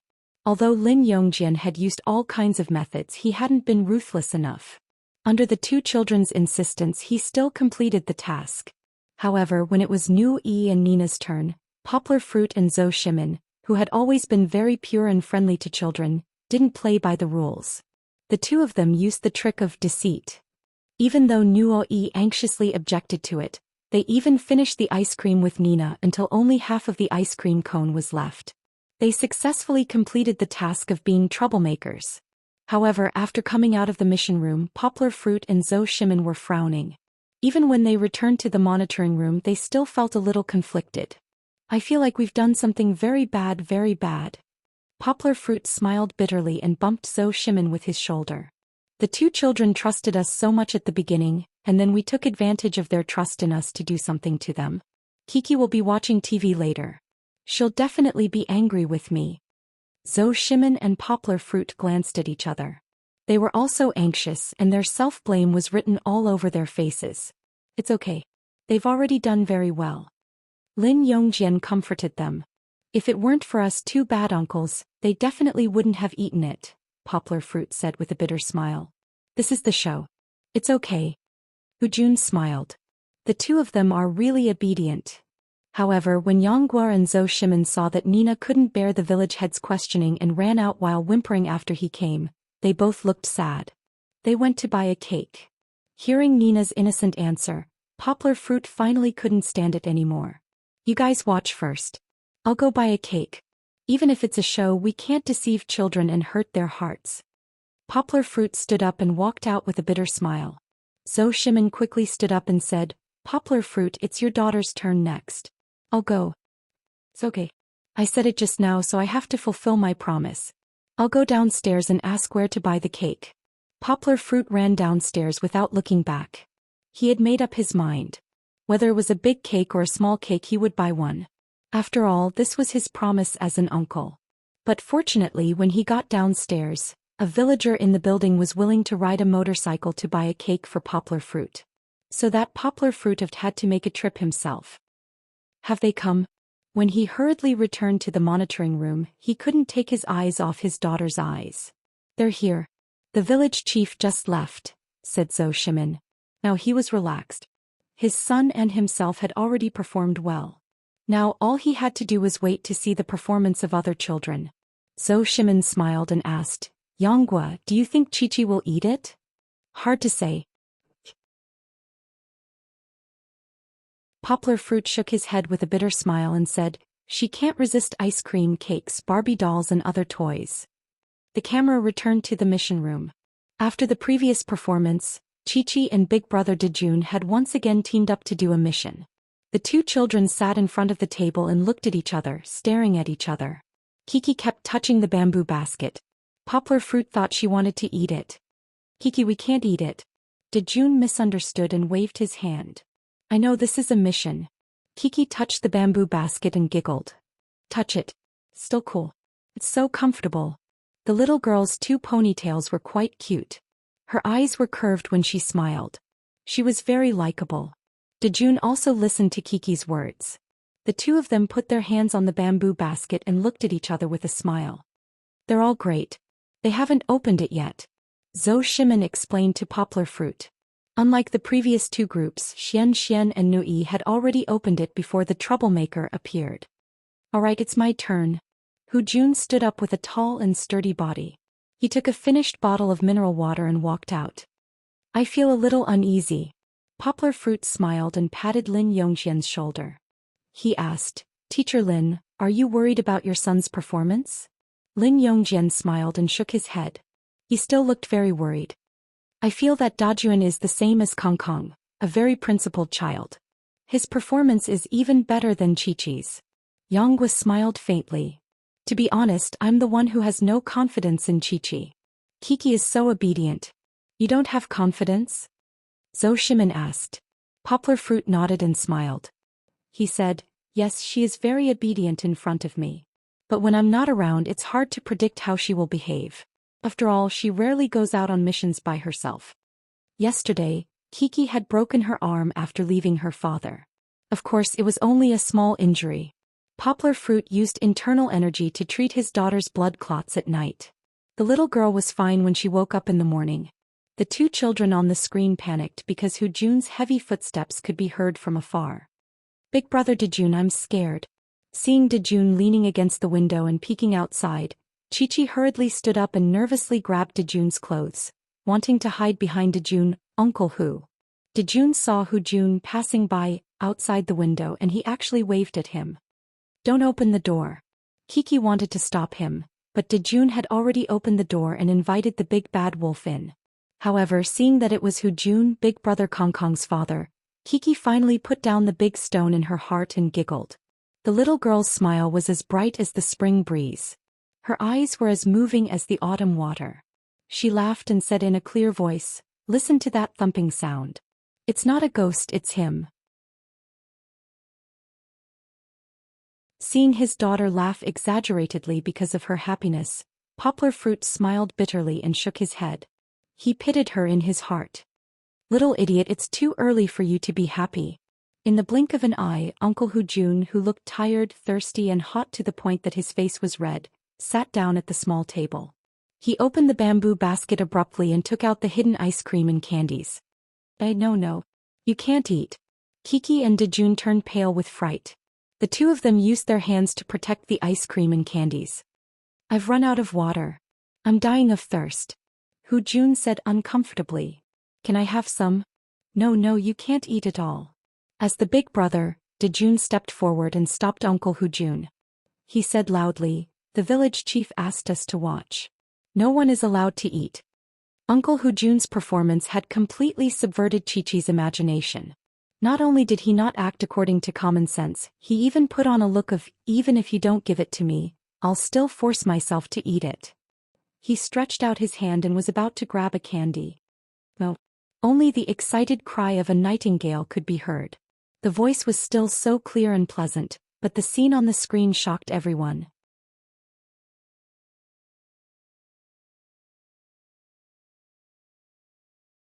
Chapter 1240. The camera rewound for a few seconds. Under Dejun's protection, Hu Jun was about to reach out for a piece of candy. At this critical moment, Kiki anxiously shouted, no. Then the fathers stared in bewilderment as the pretty and cute little girl in the camera took away the glass bowl containing the ice cream, candies, and ice cubes at lightning speed. Her actions were so fast that even the camera started to see a blur. The little girl was very anxious. She was worried that Uncle Hu Jun would be unreasonable. Then she picked up the glass bowl and ran out in a hurry. No one had reacted yet. That cute figure disappeared from the camera. Village chief, village chief. It turned out that Kiki had already run out of the corridor. She ran quite fast and disappeared in a flash. Fortunately, there was still a cameraman following her at the staircase. However, he followed her closely and almost lost her. She ran out. Find the village chief. Zhou Shimin and Poplar Fruit could hear Kiki's crisp shouts from the surveillance room. He could not help but laugh. Poplar Fruit could not help but laugh. However, he was still a little worried about his daughter. He was afraid that she would fall while carrying so many things. Moreover, the camera lens outside was not connected to the screen. The audience could see it, but they could not. Brother Hu Jun is confused. Zhou Shimin pointed at Hu Jun, who was at a loss in the surveillance room. Finally, Kiki came back with the glass bowl. The staff must have coaxed the little girl back by saying that the weather outside was hot and the ice cream would melt. Just let me eat a little. I'm so thirsty. Hu Jun realized that the previous method did not work, so he changed to the pity card. You can't eat it. Don't eat it. Chi-Chi and De-Jun both placed their hands on the bamboo basket, guarding this mission. When the little girl saw that Uncle Hu Jun was not as stubborn as before, she let down her guard a little. She could even smile as she emphasized seriously, the village chief said we can't eat it. Seeing the little girl tugging at Uncle Hu Jun's big arm and acting coquettishly, the audience couldn't help but laugh. They all felt that Kiki was very cute. She always had a sweet smile on her face. This also showed that she was a very optimistic child. Yes, he told us to watch. No one is allowed to move and no one is allowed to eat. De-Jun was also very serious and his tone was very strict. Poplar Fruit smiled and turned to look at Lin Yongjian. He originally wanted to praise Lin Yongjian, but when he saw Lin Yongjian's gratified smile, he didn't say anything else. Really? No one is allowed to move and no one is allowed to eat? Hu Jun asked. Village head. Uncle Hu Jun is here to steal ice cream. Seeing Hu Jun's big stature, De-Jun was a little scared, so he shouted loudly. I can't beat you, but you don't want me to complain? In the monitoring room, the fathers were all laughing together. Lin Yongjian was even more gratified as he covered his forehead and laughed loudly. In the mission room, Hu Jun was so embarrassed that he was sweating profusely. Old Hu had been around for so many years, but he really couldn't handle these two children who didn't play by the rules. Big brother De-Jun, no need to shout. The village head isn't outside. I've been looking for him for a long time. Kiki giggled and said very honestly, I don't know where he went. De-Jun was a little dumbfounded. Hu Jun felt that he could still work a little harder. He continued to pretend to be pitiful. He picked up the empty bottle and used his superb acting skills to pretend, but uncle is really thirsty. Look, my bottle is empty. It's so uncomfortable to have no water to drink in such a hot weather, so uncomfortable, so uncomfortable. Needless to say, Hu Jun was once an actor who was close to the level of a best actor. Lan Yu was nominated for the Golden Horse Award among other things. With his acting he looked very pitiful. Kiki was kind-hearted. She couldn't bear to see Uncle Hu Jun's uncomfortable appearance. She released the hand that was protecting the bamboo basket and said with concern, Then Uncle Hu, I'll help you ask the village head for water. With that, the little girl ran out again. Looking at her vigorous figure, she was like a cute little deer. Village head, papa, papa. However, no matter how the little girl called, no one responded. She even went to find the photographer uncle, but today was especially strange. No one had any water to drink. But when Kiki turned around and left, the weak De-Jun couldn't hold on any longer. Hu Jun only lightly tricked De-Jun, and De-Jun moved aside, allowing Hu Jun to secretly eat a piece of candy. You can't eat it, you can't eat it. When the little girl came back, she turned pale with fright. She anxiously ran back to the table and waved her hand. However, the bamboo basket had already been opened, and Uncle Hu Jun was happily chewing on the food. I don't know what to do, Zhou Shimin commented. The little girl was so anxious that she was about to cry. How can you eat it? Kiki was at a loss. She looked left and right and then looked at De-Jun. But big brother De-Jun was also too busy to take care of himself. How could he know how to save their mission? Come, sit down first. I'll tell you. Seeing that the child was about to cry, Hu Jun hurriedly told them the strategy he had just thought of. He pointed to the candy in the big bowl. The red and green candy mixed with the ice cubes looked especially beautiful. Hu Jun said, Look, there are so many candies. If you eat one or two, will the village head be able to tell? But you're not allowed to eat it, Dejun said. Kiki also nodded. Look, I'll eat another one. Jun stretched out his big hand again, but this time, Kiki anxiously hugged his arm. In order to not let Uncle Jun have his way, the little girl even put her body weight on it. You're not allowed to eat it, you're not allowed to eat it. Kiki was extremely anxious. Okay, I won't eat it. Jun put the candy in Kiki's little hand and said with a smile, come and take a look. With this candy, can you still tell? I can't tell. Dejun looked and nodded. He looked at Kiki and asked, Kiki, can you tell? I can't tell. Kiki looked at the candy. Her hand that wasn't holding the candy was gently pinching the side of her braid. She was very conflicted in her heart as she said softly. In the monitoring room, the atmosphere was a little heavy. Poplar Fruit was also looking at his daughter with rapt attention. He wanted to know how she would perform. But this won't do. Kiki put the candy back. She waved her white little hand and pointed to the wall. She said very seriously, you'll see. There are cameras here. There were many cameras on all 4 walls. I've seen it on TV. Big brother Kimmy and big sister Angela protect the eggs, and then Papa can see it. Then Papa won't be happy if we don't complete the task. The little girl raised her eyebrows and said very worriedly. The few fathers were so surprised that they couldn't close their mouths. Poplar Fruit was also convulsing with laughter at his daughter's performance. He shook his head and said to the village chief and the other fathers with a smile, she's watched TV before. She's watched the 1st and 2nd seasons. We can't hide this from her. If Nuo-e was a 10th grade scholar of the Journey to the West, then Kiki was definitely a 10th grade fan of the program. Where are we going, Dad?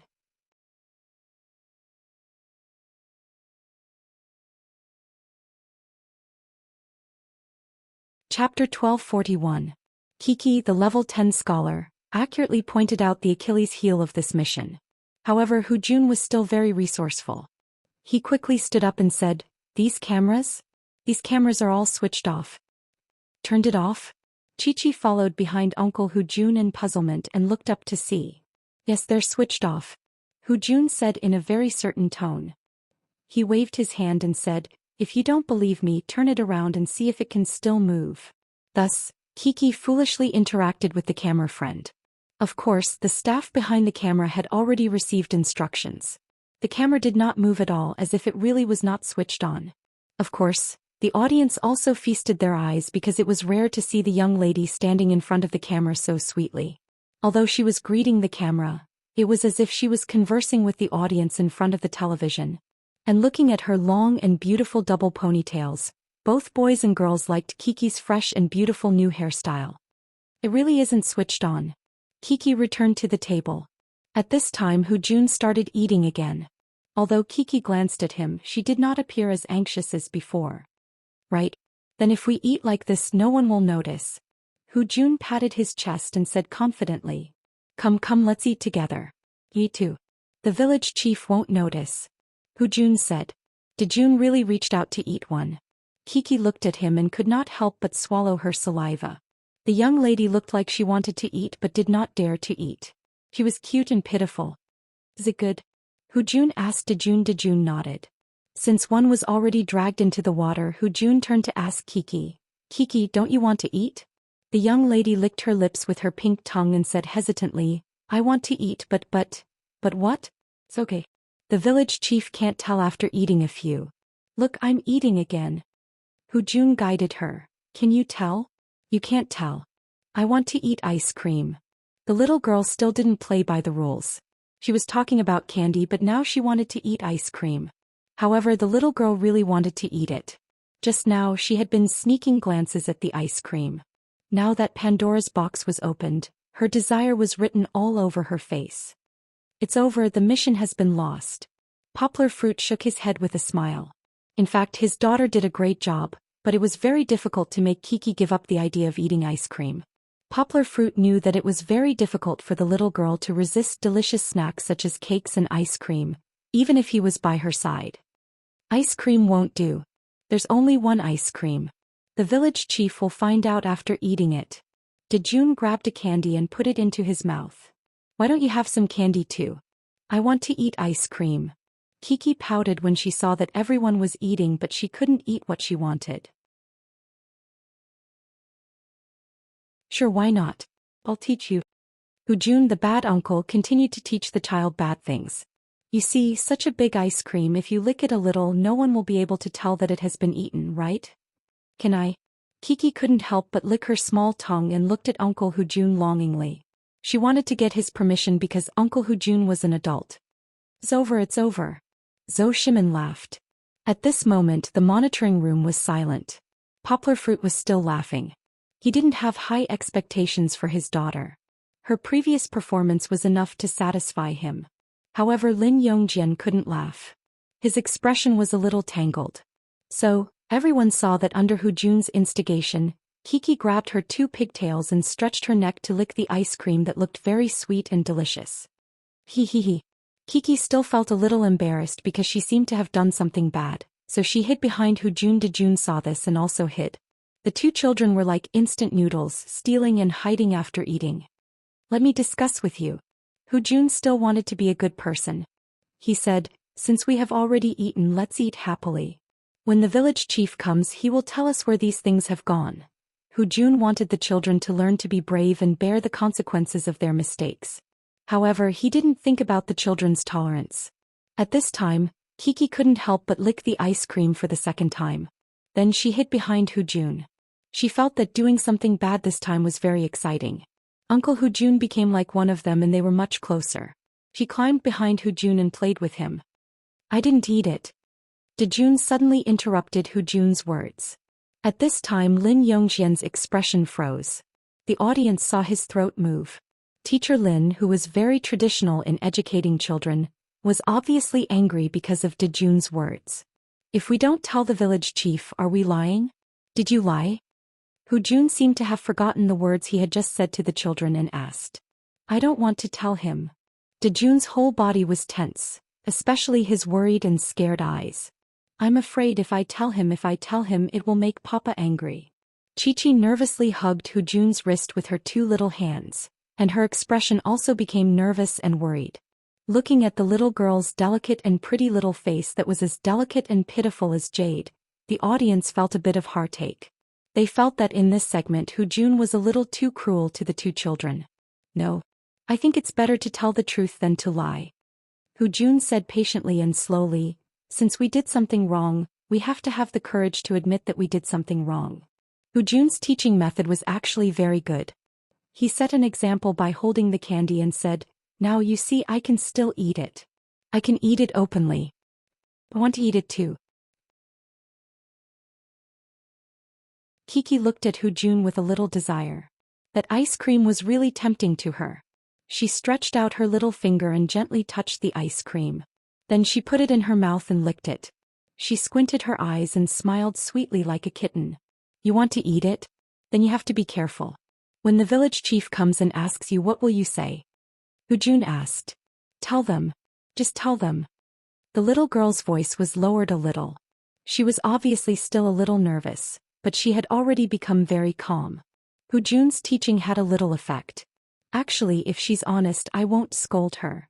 Poplar Fruit's somewhat unhappy face recovered a little bit of gratification.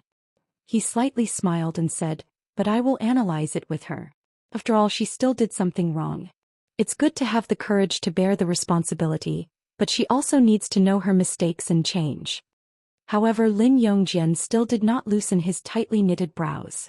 Because when Jun asked Jun's expression was still tense. He did not cry, but he was not far from crying. Don't want to say.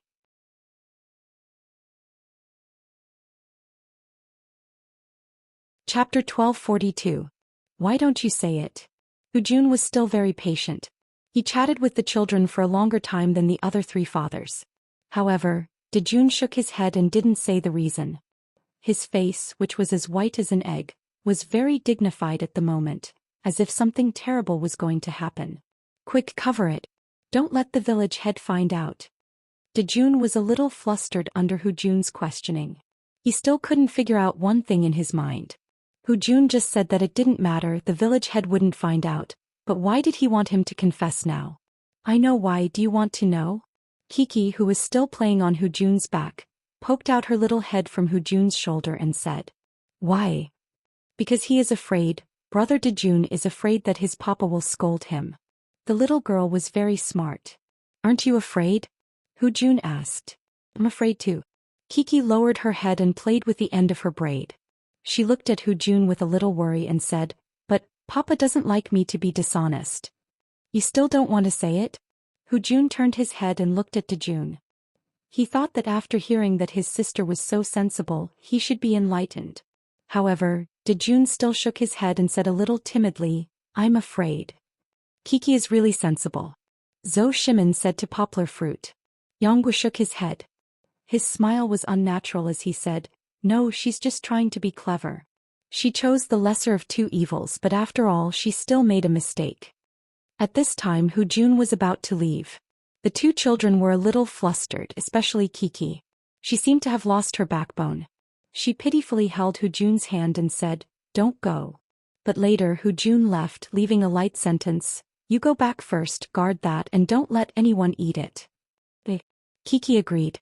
She was relatively relaxed because since she was a child her father rarely lost his temper with her. At most he would talk to her with a straight face. However, Jun leaned against the corridor and looked outside with a solemn expression. Even when Kiki was talking to him she was absent-minded. "Big brother Dajuan. Let's go back, we can't let others steal it." Kiki went to pull brother Dajuan's hand. The little girl was still smiling brightly, trying to arouse brother Dajuan's emotions. Jun was unhappy and was dragged back to the room by Kiki. Seeing that Lin Yongjian's expression was as serious as his son's, Poplar Fruit patted Lin Yongjian's shoulder and said, "Teacher Lin, Dajuan is very sensible. At least he knows to be afraid of doing something bad, unlike Kiki. This little guy is not afraid of anything." Poplar Fruit smiled bitterly. He had to reflect on whether he had spoiled his daughter too much sometimes. Of course, if he really wanted to scold his daughter, Poplar Fruit really couldn't do it. No matter what she did wrong, Poplar Fruit couldn't bear to hit his daughter. Lin Yongjian didn't say anything. He stared at the screen and saw that Jun ran out again, probably because he heard the village chief's footsteps. Kiki walked around the house twice and followed him out. However, when she came back she was only following behind the village chief. Jun was nowhere to be seen. Where did Jun go? This was a problem. However, Kiki had to face the village chief's inspection first. "Village chief, where did you go just now? I couldn't find you." Although she said that from the little girl's hands unintentionally fiddling with her braids, it was obvious that she was guilty. Poplar Fruit was very attentive. He wanted to see how his daughter would behave. Of course, the beginning wasn't good because Kiki didn't confess at the beginning. He still had a little bit of luck. "You've taken a look at the ice cream and those delicious things, right?" The village chief walked in and went straight to the small table. He then pulled up the bamboo basket to check. At that moment Kiki's face was tense. She didn't even dare to breathe loudly. She didn't even know where to put her hands. "Sai, it's pretty good. There's nothing wrong at all. It's pretty good." The village chief's words surprised Kiki. She was already prepared to confess honestly. However, at that moment the little girl wavered. Confess or lie? At that moment, a little rascal added fuel to the fire in Kiki's heart. She looked at the village chief helplessly. Even when the village chief praised her, the little girl's pretty face didn't smile. Poplar Fruit looked through the screen and frowned slightly. Whether it was the monitoring room or the mission room, the house was quiet. The atmosphere was a little heavy. "Where's Jun? Where did Jun go? Let's find him and bring him back, okay?" The village chief said. This sentence broke the heavy atmosphere. However, it also caused the uneasy Kiki to misunderstand. She might have thought that the village chief was going to find Big Brother Jun to vent his anger. "Village chief, village chief." The little girl hurriedly blocked the village chief who was about to leave. She nervously pulled the village chief's hand and said with a little grievance, "Sorry, I lied to you." Poplar Fruit's eyebrows raised slightly. "What lie did you tell?" the village chief asked. The village chief's tone was quite gentle. It eased Kiki's nervous expression a little. It's that we didn't complete the mission." Kiki shook the village chief's hand. She looked at the village chief pitifully and said, "Uncle Jun came over. We ate some sweets and ice cream." Although she was still worried that the village chief would be angry, Kiki looked a lot more relaxed after saying the words that she kept in her heart. It was better to confess and have a clear conscience. Only then would she not be in a bad and uneasy mood. "Oh, you ate sweets and cake?" the village chief asked. "But I didn't see any changes." "Because there were a lot of sweets, I couldn't tell." Kiki pulled the village chief's hand. Her little eyes looked very pitiful as she said, "I was worried that you would be angry, so I didn't dare to say it." "Uncle Village Chief, don't be angry, okay?" To be honest, looking at such a fresh and lovely little girl's pitiful appearance, no one would be able to get angry at her. "The village chief is very happy that you were able to tell him that you did wrong. Why would he be angry at you?" The village chief smiled and said, "Then what about Dejun? Did he eat anything?" This question made the panting Kiki nervous again. Her two little hands grabbed the end of her braid and twisted it in front of her chest. She hesitated for a moment. In that instant, two images flashed through her mind. One was Big Brother Dejun's expression when he was so scared that he was about to cry. The other was the scary look on Big Brother Dejun's father when he lost his temper in Shishan. Big Brother Dejun didn't eat. Kiki's words shocked all the fathers in the monitoring room.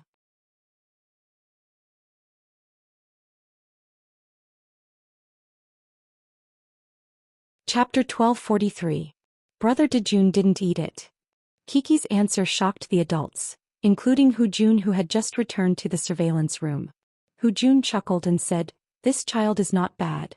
She's loyal." The village chief smiled and patted the little girl who had become nervous because of her good friend. He said gently, "Good, your attitude of admitting your mistake is excellent. However, let's find Dejun first, okay?" She knew that her good friend had hidden out of fear, but Kiki didn't know where Brother Dejun had run off to. Thus, the two of them began to rummage through the cabinets to find Dejun. This kid, where did he run off to? In the surveillance room, Lin Yongjian's expression was unhappy. He harumphed with a straight face. "He's hiding," Jun said with a smile. "We must let the village chief find him. We'll see what he says when he finds him." Facing the camera, Lin Yongjian couldn't even squeeze out a smile. Poplar Fruit was also silent. He was thinking about the problem his daughter had exposed during the test. "Brother Dejun, where are you?" The little girl's crisp voice echoed in the corridor. "Dejun, you completed the mission well," the village chief said from afar. He knew where Dejun was because the cameraman was standing at the place where Dejun was hiding. Hearing that the village chief didn't blame him, Dejun was delighted and quickly climbed out of his hiding place. "Brother Dejun, you're here." Kiki happily went up to hug Dejun's arm. She was very excited to see her friend again. She had been looking for him for a long time and was worried sick. Back in the house, the village chief sat down and let the two children sit on either side. He said, "Come, let's give a review of today's mission." Today's mission. The village chief wants to act out Kiki. Under the circumstances where the village chief didn't notice that the candies were missing, Kiki confessed to the village chief that she had eaten ice cream and candies, right? "Yes, we won't do it again." The little girl admitted her mistake honestly. She was sitting upright just like what the teacher in kindergarten asked her to do in class. The serious little girl was like a small obedient student. He was quite cute. However, Dejun became nervous. He was a little confused. Didn't the village chief say that he had completed his mission very well? Why did he say that his younger sister had already confessed? What about Dejun? The village chief turned his head to look at Dejun, who was sitting beside him with an uneasy and pale face. He gave him a slight smile but didn't immediately continue speaking. Big Brother Dajun didn't eat. Kiki was a little surprised that the village head didn't speak according to what they had just said. She looked at Dejun's nervous and sweaty face and hurriedly pulled the village head's hand and said, "That's not good." Poplar Fruit shook his head and commented, "She shouldn't cover up her friend's mistake. For such a young child to be able to do this is already not bad. You're very loyal. Even us adults might not be able to do that." Zhou Shimin patted Poplar Fruit's shoulder and said, "Right, we also have to praise Dajun here because you were able to persevere from the beginning to the end. This kind of spirit is worth learning from," said Village Chief. He spoke slowly but he was paying attention to Dejun's expression. Actually, under the camera, the change in Dejun's expression was very clear. After Kiki said that he took responsibility for all the mistakes, Dejun was obviously stunned for a moment, then he heaved a sigh of relief. He looked at Kiki gratefully. Then, looking at his expression, he also wanted to continue hiding it. However, the village head's praise made Dejun's smile slowly disappear. The little boy was worried that the village head and his father would be angry and wanted to make a choice to lie. But after he received the village head's praise, Dejun felt a little embarrassed. He knew in his heart that this was wrong and he shouldn't be praised. Uneasy in his heart, the kind Dejun suddenly had tears in his eyes. Village head. Dejun rubbed his eyes. His voice was a little panicked as he said, "Village head, I want to be honest with you." "Oh, be honest about what?" The village head was very pleased. He encouraged Dejun with his eyes. I'm not as good as you said." Wiping away his tears, Dejun muttered in a low voice, just now Uncle Hujun came. Then we ate a lot of candies. I also ate some." But he also admitted it. Hujun said with a smile in the monitoring room. "The method is different, but he also admitted it." Hujun said this to Lin Yongjian, who had an ugly expression just now. Poplar Fruit and Lin Yongjian actually didn't care about what the two children said to the village head and what the village head said to them. So much so that after the village head left, Kiki let out a big sigh of relief. She even mischievously pouted her little mouth and softly twisted her two slender little arms like a snake. This adorable look made the fathers in the monitoring room laugh out loud. But Poplar Fruit shook his head while laughing. They actually wanted this to end quickly so that they could go and talk to their children. Poplar Fruit was also the same. Although Kiki, this little girl, was as loyal as a boy and even received a lot of praise from netizens on the internet, Poplar Fruit still saw some bad signs from his daughter's performance. Lin Yongjian was the first to go out. Poplar Fruit also couldn't hold back and followed him. He took his daughter's little hand downstairs and returned to the door of his room. Poplar Fruit's dignified look made Kiki keenly feel that the little girl was somewhat anxious. She held her father's hand and didn't dare to let go. When they came down just now, Lin Yongjian had already begun to scold Dejun loudly at the stairs. Kiki was very afraid that her father would also be angry. At the door, Poplar Fruit found a chair and sat down. Kiki wanted to throw herself into her father's arms. She wanted to use her well-tested coquettish move to ease her father's taut face. However, Poplar Fruit didn't allow her to throw herself over. He grabbed her arms with both hands and blocked her in front of him a little coldly. "Papa, I know I was wrong. Don't be angry." With Kiki's intelligence, how could she not know that her father knew? But she was really afraid of her father's anger. She was afraid of her father's indifference. The little girl was very flustered and wanted to throw herself into her father's arms. Her big eyes began to fill with tears. How could he bear to let his daughter cry? Poplar Fruit's heart softened. He opened his arms and let his daughter throw herself in. Poplar Fruit gently stroked the back of his daughter, who was rubbing her eyes and crying. His voice returned to its gentle state. He said, "Well, Papa is not very angry." Kiki rubbed her eyes and stopped crying. But she still reluctantly leaned into her father's arms. "But Papa wants to have a good talk with you about your performance just now. Is it right or wrong?" "Papa is not angry, but Papa wants you to clearly recognize your mistakes." "Eh?" Poplar Fruit asked softly. Kiki nodded obediently.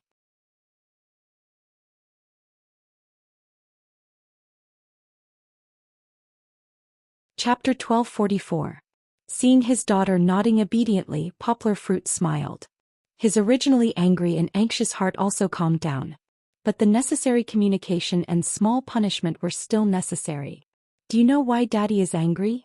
Poplar Fruit let his daughter lean on his body and asked softly. "Because I ate the prize."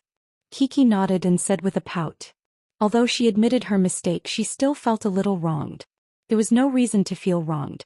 Perhaps it could be said that she felt wronged because her father was angry with her, even if she was really wrong. This was a child's nature.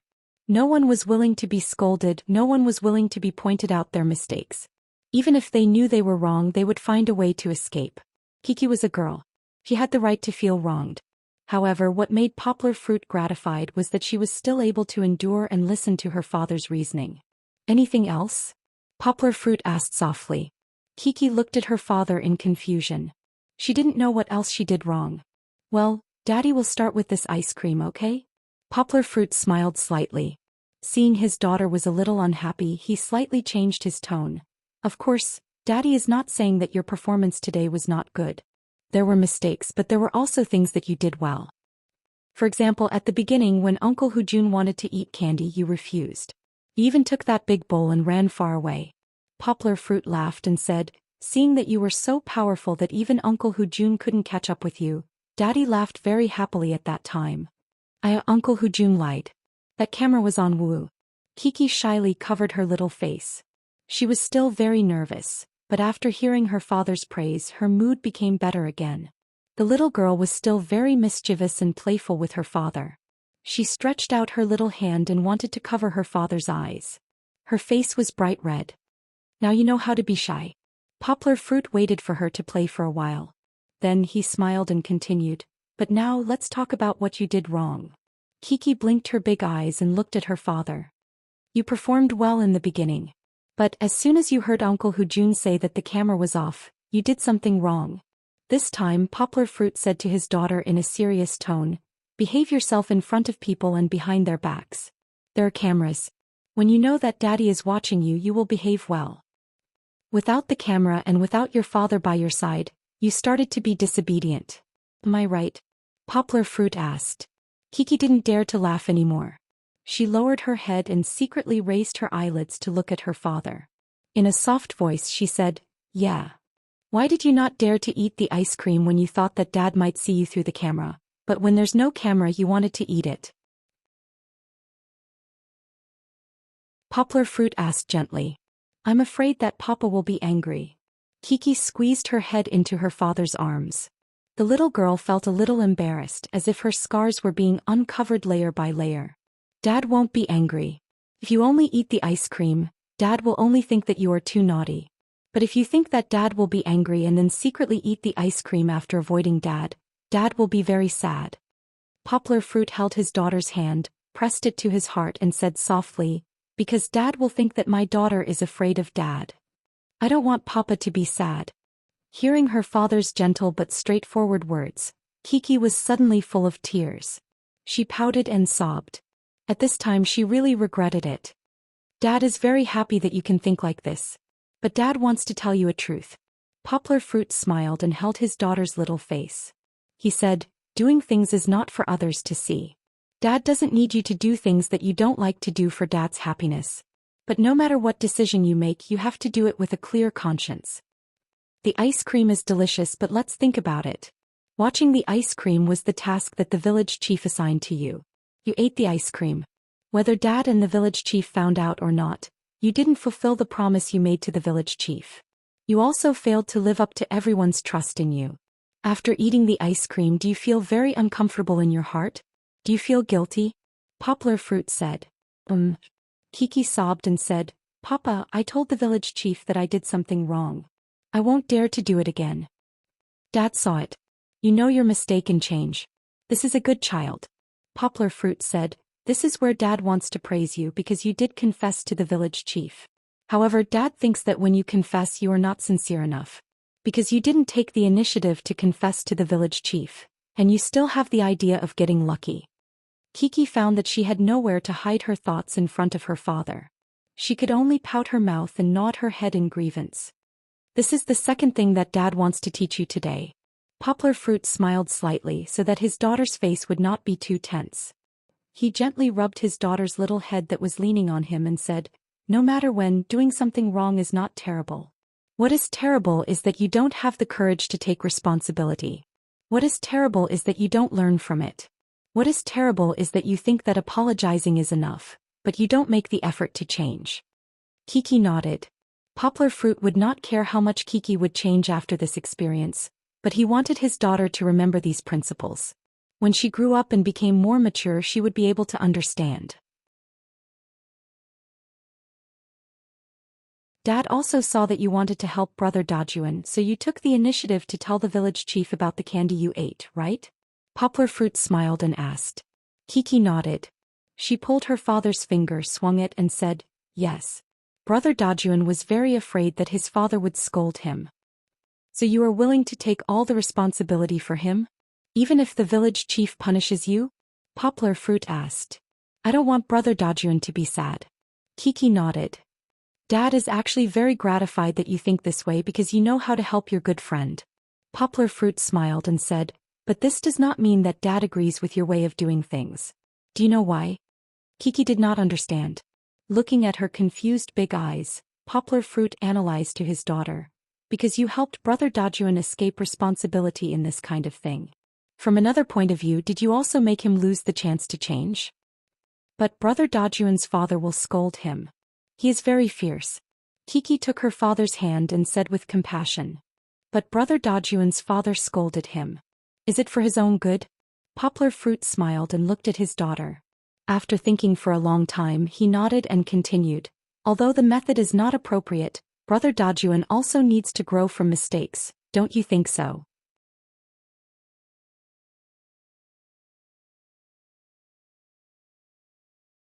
Chapter 1245. Third update, one more chapter. This is also the third truth that Dad wants to talk about. You can't cover up the mistakes of good friends. Good friends not only share good things together but also have to bear, correct and improve together when we do something wrong, right? Poplar Fruit said to Kiki. Kiki nodded as if she understood.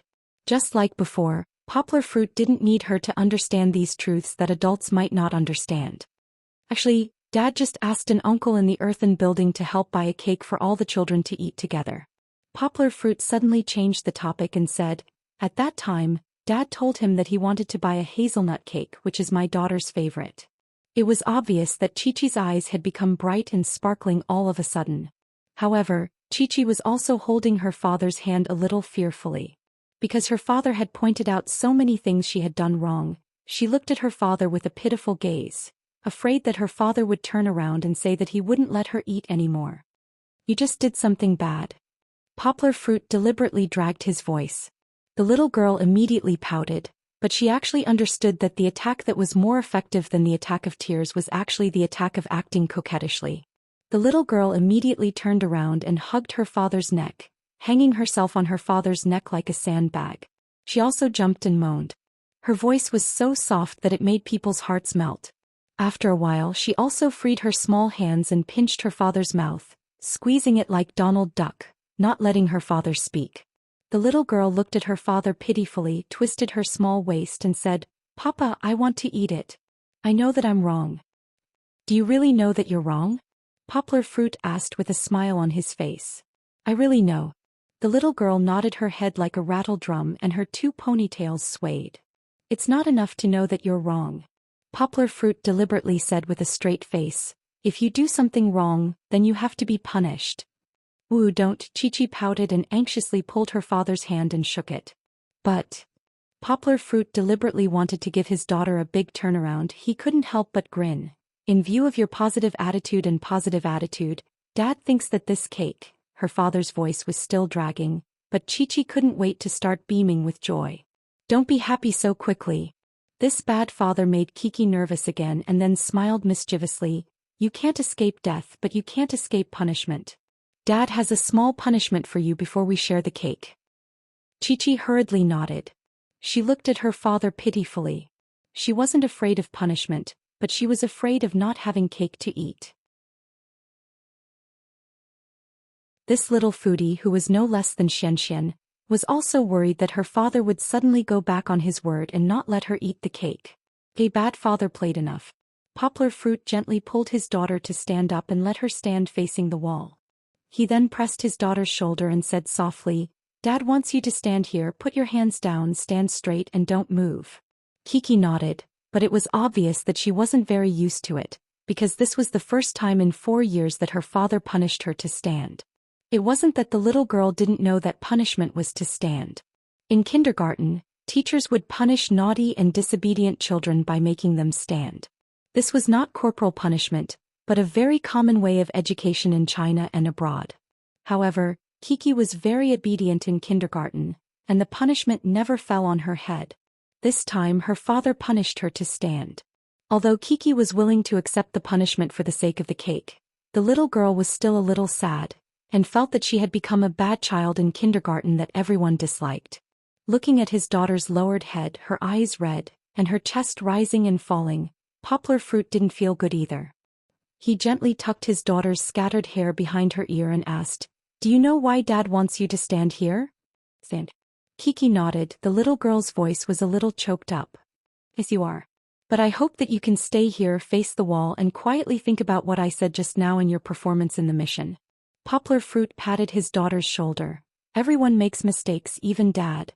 But we all need to reflect on ourselves often to improve. Dad did something wrong today, but Dad has corrected and made up for it, so Dad wants you to think about it and be a better child, okay?" Poplar Fruit asked. Kiki nodded. The little girl was very obedient and didn't continue to be depressed. Although her head was still lowered, her eyes were no longer as red as before. "Good girl." Poplar Fruit smiled and walked away from his daughter. It wasn't that Poplar Fruit didn't want to watch from the side, but at the entrance of the earthen building, the villager who helped him buy the cake had returned. Just as Poplar Fruit said to his daughter, he did do something wrong today. He didn't coax Nina to eat ice cream, but lied to her that he would buy the cake, taking advantage of Nina's love and trust for him. This made Poplar Fruit feel guilty. He had done something wrong, so he should make up for it. Therefore, he asked the villager friend to help him ride the motorcycle to the town's cake shop to buy the cake. However, Poplar Fruit didn't know that less than 2 minutes after he turned around, a curious little boy ran to Kiki's side. It was Nuoi, the only boy Kiki had kissed since she participated in this program. Ahem, of course that was all Belle's fault. Nuoyi's mind was always a little offline, and he would always say something that people couldn't make sense of. However, it had to be said that this optimistic and humorous little boy was very good at coaxing girls. He ran to Kiki with bared fangs and brandished claws and asked with a smile, "Why aren't you talking? Are you a blockhead? Who are you?" The little boy hugged my daughter's neck and looked at each other. The pure and sunny smile in the little boy's eyes dispelled the last bit of grievance in my daughter's eyes, and brought a happy smile. My daughter pursed her lips, and her smiling eyes were like a clear spring. Her white and rosy cheeks were like shy peach blossoms, and she was so cute. Brother knew, Kiki couldn't help but laugh. She said with slight annoyance, "My papa told me to stand as punishment." "Why did you stand?" Nuoi asked curiously. "I did very well in the beginning, but I didn't do well in the end," Chichi explained softly. Although her reflection had been interrupted, at least she had a little friend who could listen to her talk. Perhaps the little girl would be able to understand more through communication. In the camera, the two of them were innocent. Under the bright and beautiful sun, the flower of friendship was happily blooming.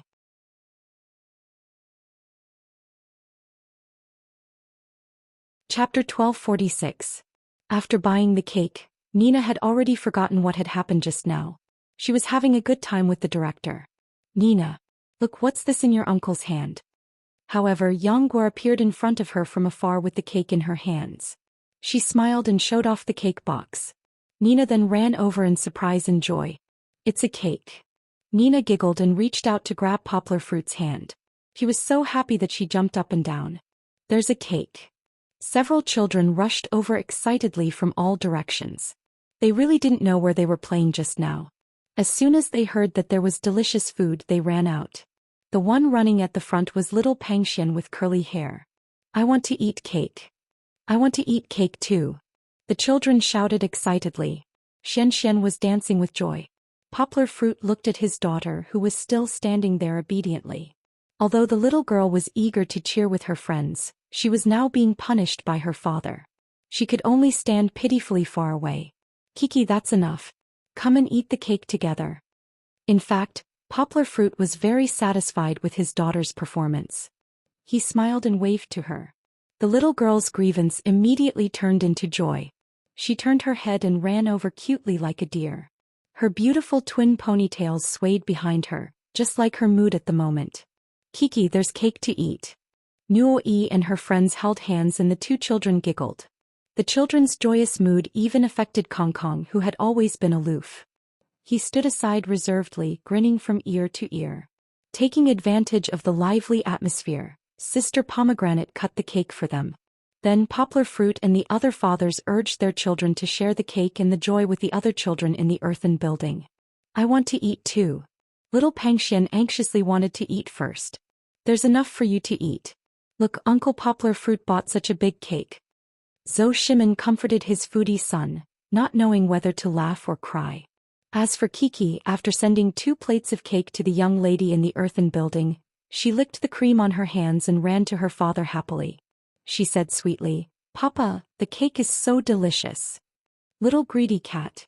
Looking at his daughter licking her fingers, Poplar Fruit couldn't help but laugh. After eating the cake, they listened to the village chief's evaluation of the children's performance. Of course, the one who performed the best was Kong Kong. The principled little boy did not touch the prize that he needed to protect from the start to the end. He even stopped and led his companions, allowing little chubby Xian to successfully complete his task. Although the little boy didn't seem to care, he was still very proud of himself. Looking at the way he held his head high and his little sister's worshipful eyes, he couldn't help but smile coldly. Poplar Fruit just pressed his daughter's shoulder and stood calmly. He didn't say anything. He had just said what he needed to say to his daughter. If he asked her to look at others now, it would easily trigger his daughter's rebellious emotions. Moreover, in front of so many friends, Poplar Fruit was still willing to give face to his daughter. No one wanted to be lectured by their father in front of their good friends, right? On the other side, Lin Yongjian's temper eased a little. He just scolded his son, and when he returned to the monitoring room angrily, Hu Jun analyzed the situation with him. Recalling what Poplar Fruit said to him during the last trip, Lin Yongjian regretted it. "You were too anxious. When educating the child, this method is not acceptable to him." Later, when Lin Yongjian was interviewed by the program team, he said. Lin Yongjian also confessed his thoughts. He was actually a traditional Chinese father, and a father who had a strong love for his child. Seeing the other children perform so well, Lin Yongjian felt anxious for his son. It really wasn't a matter of caring about his face. Lin Yongjian was very sincere. He was worried that Dejun didn't do well and said the wrong thing. After all, this was a television program for a national audience. If there were any small flaws, it would be easy for people to criticize with a magnifying glass. Dejun was a child who wasn't even 5 years old. Lin Yongjian was worried that his son wouldn't be able to withstand the criticism. However, his anxiety didn't yield good results. Lin Yongjian also began to reflect on himself. After he returned, he repeatedly watched the video of Poplar Fruit criticizing Kiki and communicating with Kiki. "It's still the case that I spend less time with my child and communicate less," Lin Yongjian said sincerely. "In the future, it's better to spend more time with your child and communicate more with him." It was rare to see a father like Lin Yongjian who was willing to reflect on himself and improve himself. However, most of the time he only saw his shortcomings. Don't forget, he's also a man in his 40s. A leopard can't change its spots. We need to give him more time and patience. Not long after, the village chief began to announce the start of the next segment. The place we live in is called Nanjing. The people in Nanjing especially like to eat bamboo shoots. After we arrive here today, we'll have everyone prepare a full bamboo shoot banquet together, the village chief said. Very good, very good. Poplar Fruit rubbed his hands together. He was in high spirits. Last time it was actually making noodles. No matter how good his culinary skills were, he couldn't handle the noodles in the north. This time they were in Min province. Poplar Fruit thought that no matter how difficult it was, it wouldn't be too difficult. Min province's cuisine was a southern cuisine. It should be his turn to show off his skills, right? After drawing a mission card, Poplar Fruit patted his daughter's shoulder confidently and said with a smile, "Go, Kiki. Go draw one. Daddy will make you a feast this time." The little girl ran over happily and then took out an envelope. She opened it and her eyes lit up. She waved the task card in her little arms and happily threw herself back into her father's arms, saying, "Papa, Papa, this is what I like to eat." "What is it?" Poplar Fruit bent down and picked up his daughter's mission card with hope. He was dumbfounded when he looked at it. "It's steamed buns. Papa, I like to eat barbecued pork buns," Kiki said sweetly. "It's not barbecued pork buns. It's bamboo shoot buns." Poplar Fruit wanted to cry but had no tears. "Are you kidding me? Why is it noodles again?" Poplar Fruit really didn't know how to make noodles. Although he did research on the ratio of flour and water used to make noodles after he went back last time, he didn't have the habit of eating noodles at home. There was no need to spend a lot of time making noodles. Besides, sometimes the noodles at home were not the ones in the north. They were egg noodles that could be bought in the supermarket. The cooking method was not something Poplar Fruit could easily learn. It was enough to fail once on noodles.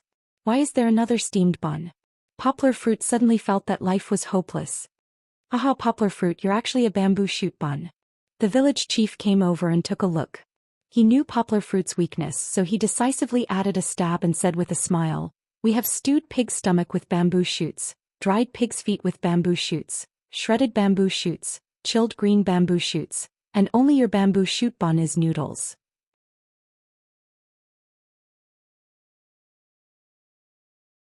Chapter 1247. Poplar Fruit looked at the village chief bitterly. He was on the verge of breaking down, but he had to do it even if he had tears in his eyes. Kiki was very happy because she really liked to eat steamed buns in the morning. Poplar Fruit smiled when he saw how happy the little girl was. He didn't continue to argue about the bamboo steamed buns. Nuyi and Nina chose shredded bamboo shoots, but they couldn't make them. After exchanging the shredded bamboo shoots with Brother Kong Kong, the little boy still frowned and said worriedly, "But I can't make them myself." When the village chief asked if anyone could help them, the warm-hearted Kiki raised her hand first. "Let me help them." Poplar Fruit patted his daughter's little head lovingly and said with a smile. Even if his daughter didn't raise her hand, Poplar Fruit was willing to help these two children whose fathers didn't come. Nina was still savoring the delicious cake that Poplar Fruit's uncle had brought. The little beauty looked at the little sister and her father. She liked this warm and enthusiastic family very much and smiled sweetly. However, Nui's thoughts jumped again. He beamed with joy and said, "I only want the village chief to help me. I like the village chief." The fathers all laughed. They all thought that Nui's words were very interesting. Of course, this suggestion was even more interesting. He had successfully dragged the village chief into the water. "Nui, don't you want my papa to help you?" Kiki still didn't understand. She looked at her father in confusion, then looked at Nui and asked, "My papa is very good at cooking." However, at this moment, Nui was celebrating the success of forming a team with the village chief and didn't pay attention to his good friend's question. He began to make bamboo steamed buns. Fortunately, compared to the helplessness in the Lus Plateau, the villagers here were very enthusiastic. When Poplar Fruit was kneading the dough, there were enthusiastic villagers who guided him to use the boiled cold grass juice to knead the dough. "So there's so much knowledge in it?" Poplar Fruit laughed as he kneaded the dough. "I always thought that steamed buns were noodles made with water." Poplar Fruit was quite good at kneading dough. It wasn't because of his experience, but because Poplar Fruit's kneading of dough was like the pushing hand of Tai Chi. He was faster and stronger than ordinary people, so the dough he kneaded would be very chewy. Papa. Kiki came back with the washed bamboo shoots. "Wow, it's so clean. You're the best. Come, let Daddy give you a kiss." Poplar Fruit smiled and turned his head to kiss his daughter's cheek, making the little girl giggle. Kiki watched her father knead the dough from the side. She also started to play with the dough. At this moment, the Poplar Fruit was almost done kneading the dough. He pressed it and it was like pressing a pillow. It was not as sticky as before. It was very interesting. Of course, kneading dough was a boring job. Kiki lost interest after playing with it for a minute. "Papa, is there anything else I can help you with?" Kiki hugged her father's neck and wanted to climb onto his back. Poplar Fruit thought for a moment. There really wasn't any job suitable for the little fellow. Of course, making steamed buns was fun, but it wasn't at that step yet. Poplar Fruit still had to knead the dough and chop the stuffing, so it would have to wait for a while. "You go out and play first. Daddy will call you when it's time to make steamed buns." Poplar Fruit said with a smile. "Then Papa has to call me. I really like making steamed buns." Kiki giggled as she ran out. Poplar Fruit smiled, shook his head and continued to knead the dough. On the other hand, the little girl ran outside and saw Brother Nui washing meat at the sink not far away. Just now, Nui put on a good show for the audience. The little boy's thinking was very unique. He actually suggested that the village chief who didn't have a lighter to start a fire by drilling wood. The village chief also doted on Nui. Not only did he not expose him, but he also cooperated with him. It was as if Nui's method was really good. Sister Pomegranate was stunned. She turned around to look at the village chief and couldn't help but smile. She didn't expect the village chief to be so loving. This didn't seem like his rough appearance at all. "Brother Nui." Seeing her good friend, Kiki happily ran over and asked, "Brother Nui, what are you doing?" "I'm helping to wash the meat." Nui said without raising his head. I want to help too. The warm-hearted little girl walked over and stood beside her good friend. She stretched out her white and clean hands to grab the raw pork on the plate and began to wash it. She actually did it very naturally and wasn't afraid of being disgusted at all. Seeing this scene, Kiki's title of the Little Princess Without Princess Syndrome had one more piece of evidence. One had to know that there were many girls in the city who were spoiled since childhood who were busy washing vegetables, let alone raw pork. They would complain about the hardships and tiredness. Nui said happily. He saw the village chief coming over and said loudly, "Village chief, Kiki will help with me."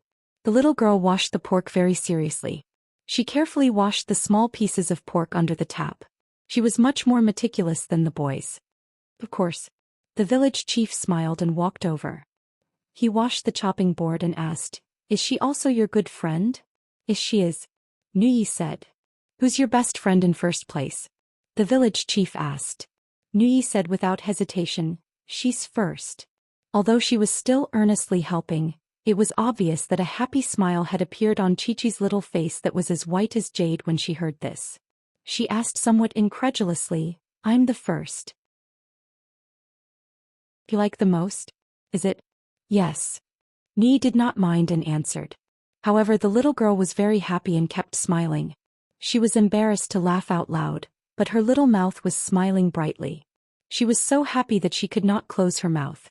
When they returned to Poplar Fruit's side, the poplar fruit had already finished cooking the noodles and was starting to make the meat filling for the bamboo shoots.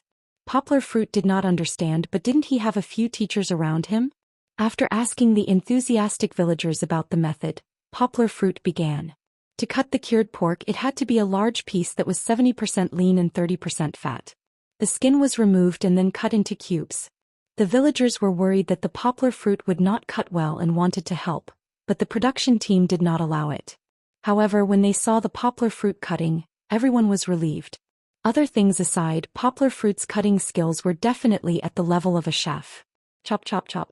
He used the speed of chopping the stuffing and the sound was intoxicating. When they saw the confident smile on Poplar Fruit's face as he cut, the female viewers in front of the television were all stunned by how handsome he was. Who was more handsome than a confident and serious man? Besides, Poplar Fruit's looks were good to begin with. Not to mention this season, even in all 3 seasons, Poplar Fruit was considered the most handsome man. And he was so good at cooking. He was definitely a male god among male gods. After this episode of Poplar Fruit's show was broadcasted, the number of fans on Weibo increased by a few million again, but this was a story for later.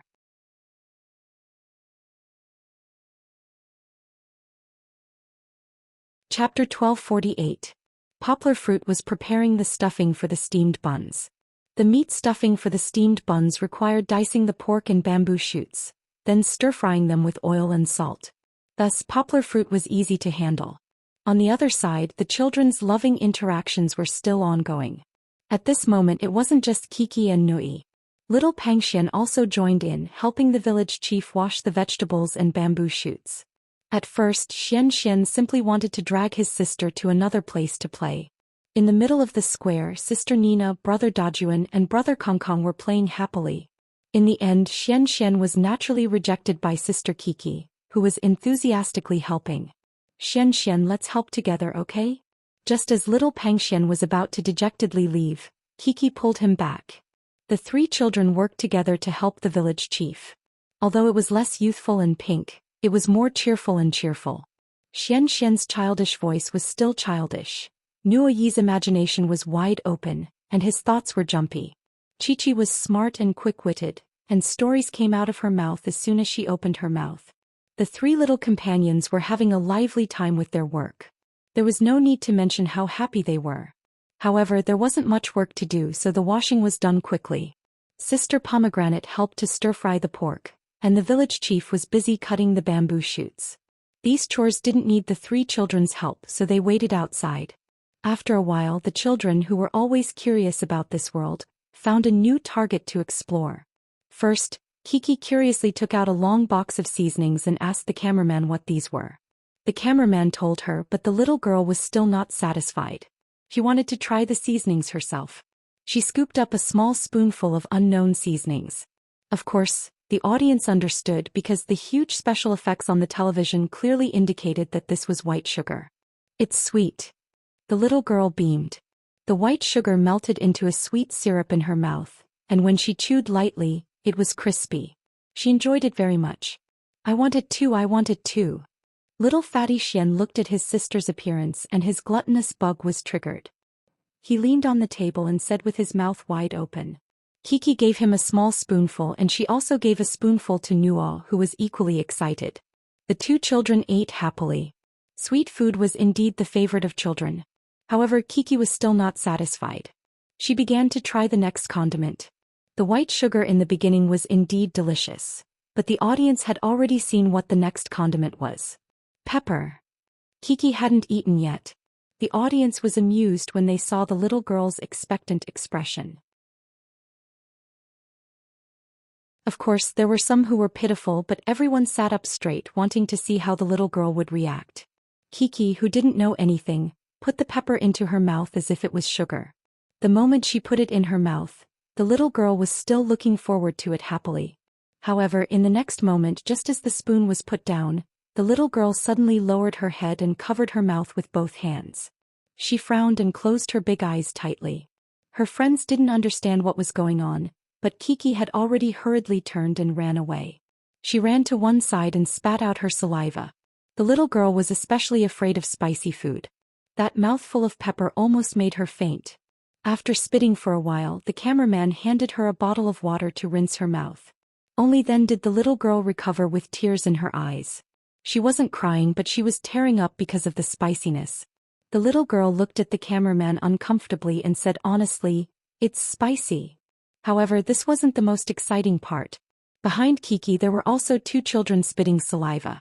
Nuoi was even more exaggerated, flapping his mouth quickly. What was going on?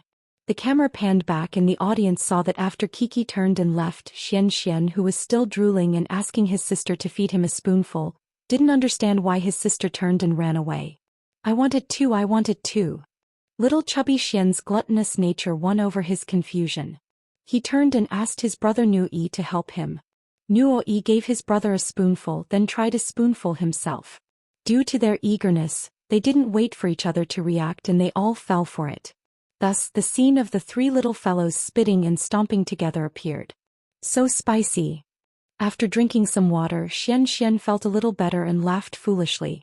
Nuoi, on the other hand, danced for a few minutes before he recovered from the spicy to bitter sourness. 1 silly, 2 silly, 3 silly. The audience was already convulsing with laughter, holding their stomachs as they laughed. There was no choice, the three clowns were too interesting. Presumably, this scene would be captured by the audience and made into various highlights, right? Let's not go too far. Back to the children, because they had all been spiced once. The children all started laughing. It was as if they had gone through thick and thin together. Village Chief, I think you are too awesome. You are my good friend. Nuoi first returned to the kitchen to watch the village chief cut the bamboo shoots. In reality, the village chief's knife skills were really terrible. Not only was the size of the bamboo shoots uneven, there were also all sorts of dangerous knife skills. The hand holding the bamboo shoots was trembling. Village chief, you have to be careful, don't cut your hand, then your hand will bleed. Nuoi started his jumpy nagging, but the little boy was actually very kind and was worried that the village chief would get hurt. Thank you, baby, I will be careful. The village chief said. At this moment, Kiki also came in to patrol, followed by her little follower Xian. Who would have thought that the village chief would really cut his hand? To be exact, he didn't cut his hand, but the knife might have had some gaps. When the village chief used his hand to clean the bamboo shoots on the knife, he accidentally cut his hand. Ah! He cried out in pain. This cry gave the children a fright. Kiki was already looking at the village chief. She was so frightened that she took a few steps back, her entire person in a daze. And when she saw the village chief squeezing his finger, the wound oozing red blood, Kiki was even more flustered and frightened. I don't want you to bleed. Nuoi sobbed as he rubbed his eyes. Kiki looked at her little friend in a daze. Her eyes were red and tears were rolling down her cheeks. The little girl was the same as Nuoi. They especially liked this village chief uncle who usually treated them very well. And after 2 trips and several meetings at the station, Everyone's feelings for each other had deepened. It's okay, the village chief consoled. He wanted to say something else, but he was shocked by Nuoyi's next cry. Nuoyi held back his tears and pulled the village chief's hand over to take a look, but he saw the scary wound that had already dyed his entire thumb red. "Wah, I don't want you to die," Nuoyi cried loudly. Finally, his emotions infected Kiki, who was already on the verge of tears.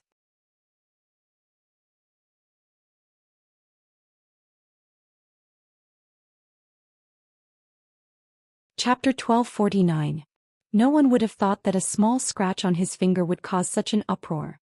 First it was Nuoi crying in the kitchen. Then it was Kiki's emotional crying.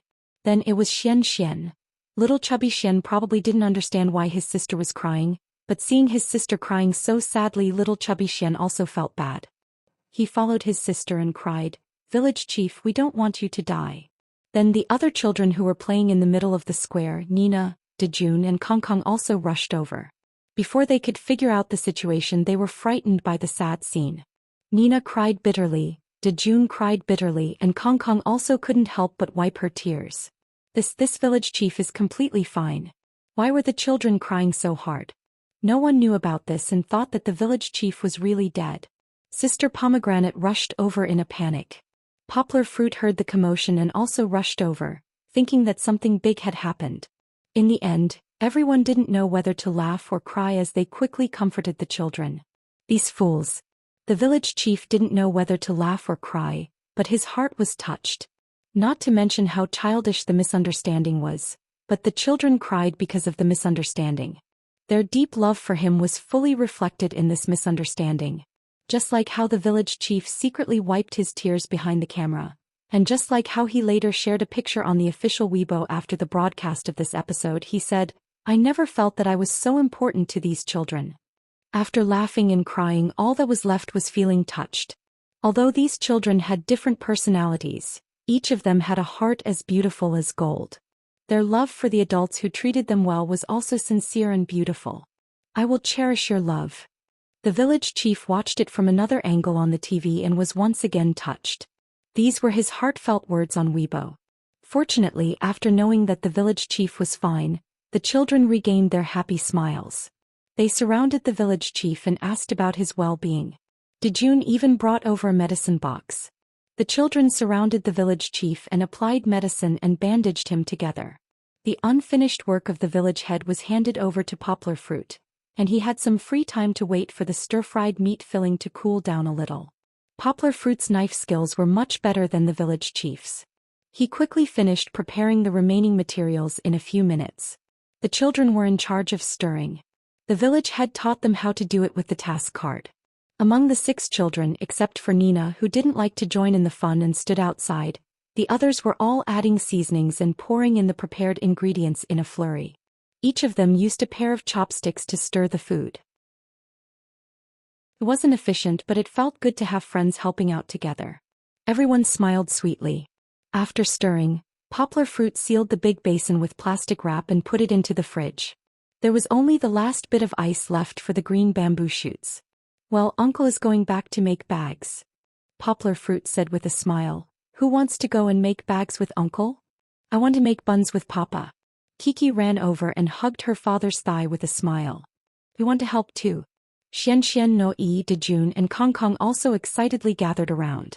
They were still immersed in the excitement of working together just now. Of course, Nina was also very excited. Although she didn't like to shout like her brothers, she also waved her small hands and looked eager to try. So, Poplar Fruit led a group of children to his kitchen. Of course, the kitchen couldn't be crowded with so many people and Grandma was boiling hot water. It wouldn't be good if any of the children got scalded. Poplar Fruit moved everything out, and then invited a villager to stand in front of him. He said, "Children, we are going to make bamboo buns. The ingredients are all ready. Let's ask this aunt to teach us how to make bamboo buns, okay?" Of course there were cheers. "Papa, you don't know how to make it?" Kiki pulled her father's hand and asked in confusion. "I don't know. Dad is not an immortal. Of course there are things that I don't know." Poplar Fruit smiled and patted his daughter's little head and said, "Look carefully. Dad will make bamboo buns with you later." The elder sister was clever and skillful. In less than 2 minutes, a bamboo bun was quickly made. She even deliberately put in a lot of movements so that she could explain the steps. But the elder sister's explanation was indeed a little simple. The children were still confused and just looked at her with admiration. Well, let me summarize. Poplar Fruit smiled and stood with the elder sister. He explained to the children in a simple way, "We are making bamboo buns. There are a total of 3 steps. The first step is to pinch a piece of dough and knead it into small balls like I did." The children were very excited and began to try, especially the step of kneading into small balls. They all had a lot of fun. "They don't have enough face to make it," the elder sister secretly said to Poplar Fruit. "It doesn't matter. Let them play." Poplar Fruit smiled. He didn't think that the children's cooking was edible. Even if he made it himself, it might not be edible. Like the dough that no one asked about last time. What he valued was the process of everyone working together to make the buns. Although Poplar Fruit really didn't know how to make buns after the elder sister taught him, he could probably understand what was going on. And he was worthy of being a teacher. After he sorted out the steps of making the buns, the steps began to be simplified, and then the explanation became more interesting and easier to understand. The children, under the guidance of Poplar Fruit, patted a layer of dough, and then added a little bit of warm meat filling and wrapped it like sandbags. "Xian, don't eat the meat filling. That's only half ripe." Poplar Fruit also stopped little Chu Xian and the other foodies who were ready to eat. Of course, the effect of the first bun wasn't very good. Even the most serious Kiki broke the dough. However, Poplar Fruit still asked them to put their achievements on the banana leaves of the steaming board. "Uncle will make the dough for you and then you can knead it. Knead a few more. When it's done steaming, you can taste it yourselves and let Dad taste it. These are the buns that you made with your own hands," Poplar Fruit said with a smile. He was very happy to see that the children were so engrossed in making the buns, including Nina, who was helping her brother. "Papa, look, doesn't mine look like a kung fu panda?" Kiki kneaded a big round bun and happily ran to her father to ask for praise. "It's true. It's so beautiful. Kiki is great," Poplar Fruit flattered. "How did it look like a kung fu panda?" "It was a white and fat bun. Mine looks like the ginseng fruit in Sun Wukong." Nuo-yi didn't want to be outdone and raised his masterpiece. Mine is also very beautiful," Xian said. Xian, yours looks a little like yours," Kong said mischievously. At the moment, Yang's bun shop was full of laughter and laughter. It was so lively that it was as if it was the new year.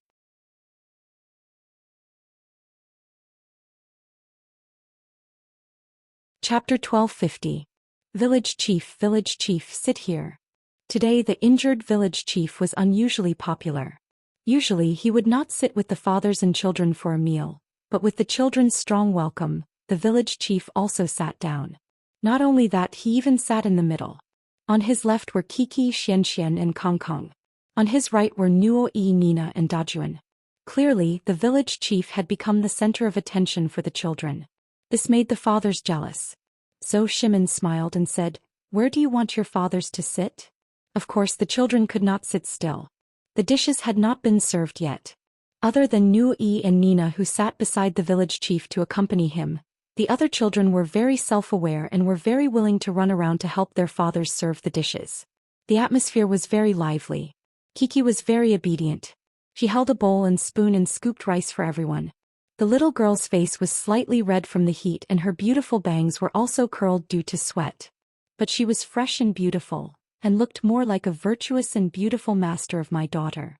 The dishes for the bamboo shoot banquet that the fathers had prepared meticulously, or rather worked hard to prepare, began to be served one after another. The audience realized that it wasn't that there weren't any good cooks in this season. For example, Yang Gui should also be a good chef. Just like Chef Huang from the previous season and Zhang Liang from the previous season, they could all be considered to be great cooks. However, there was no situation where he stood out from the crowd. Even though it was a coincidence that he made the mistake, Poplar Fruit could not show off his excellent culinary skills. At most, he could only show off his knife skills. Without any work, no one could confirm that Poplar Fruit's culinary skills were good enough. So in everyone's opinion, the culinary skills of the fathers were all of the same level. They were neither good nor bad or even slightly bad. Of course, the dishes they made were still edible, but they definitely would not reach the level of artistic dishes or delicacies of the first and second seasons. In this way, not only did it not make everyone feel awkward, but this kind of healthy competition made the show full of fun. For example, Poplar Fruit had cheated him of his noodles countless times. For example, Jun had repeatedly tried to prove himself but was despised by his son. And then there was Lin Yongjian. Every time he would show the confidence of the god of cookery in the early stages of cooking, but in the end he would make a 180-degree turn and screw it up. This time it was actually the same. Every father's dishes were edible and the taste was not bad. However, they were still unanimously praised by the children. They didn't know what to say, but their father's cooking was delicious. Of course, what all the children were looking forward to was the bamboo shoots that Poplar Fruit was responsible for. This was because Poplar Fruit had only made a few bamboo buns, and the rest were made by the children themselves. It's cooked. Come on, serve the buns. Poplar Fruit smiled and walked out of the kitchen with a steaming plate. Although it took a long time to steam, it was worth the wait. As soon as he put it down, the children surrounded him with cheers. Be careful, don't touch it first. It's very hot. The fathers quickly hugged their children, and the village chief and Sister Pomegranate also took care of Nu Yi and Nina. Don't touch it, point it to me. Which buns did you make just now? Zhou Shimin smiled and asked Xian. I want to see. It seems like I can't find it. Xian took a few glances. After steaming, the buns were still a little swollen and deformed, so he couldn't recognize them. He said anxiously, I made 3-5. I want to eat. Don't worry. Poplar Fruit said with a smile. He pointed at the steamer and turned it around. From this scale clockwise they are Kong Dajuan Xian No Yi and Nina. Kiki and I made this. Wow, you made such beautiful buns. Xian, you're amazing. Zhou Shimin smiled and picked up the biggest one. He asked, did you make this for me? Xian had been waiting with his mouth open for a long time. When he heard his father's words, he was anxious. He pulled his father's hand and said, No, it's to eat with me. On the other side, Jun looked at his son and asked with a smile, you made all these? Kong Zong nodded coldly. However, he was still looking forward to his father's evaluation of his work. He picked the one that looked the best and handed it over. Jun looked at his son, who was pretending not to care and was a little eager. He found it funny. He tore open the bun and took a bite, then handed the other half over. He said, try it and evaluate it yourself. It's delicious. Kong took the bun and ate it happily. Jun laughed. He rubbed his son's head and said, now, you don't have to go against your conscience to evaluate your buns. He then tasted the bun that his son had made with relish. Kong Zong was still cold. Lin Yongjian was trying to reconcile with his son. He wanted to praise him, but when he saw the first bun with a small head and a big belly, he couldn't help but laugh and ask, did you make this? It's okay. He knew that he couldn't mock his son like that. He quickly smiled and said, Dad can eat. Well, it's delicious. He really grabbed the failed product and ate it. You should try this. I think it's the best. Jun didn't want to confront his father. He was afraid that his father would sulk like before. Now the little warm man was lively again. Nui and Nina were also sharing their works with the village chief and Sister Pomegranate, who they liked.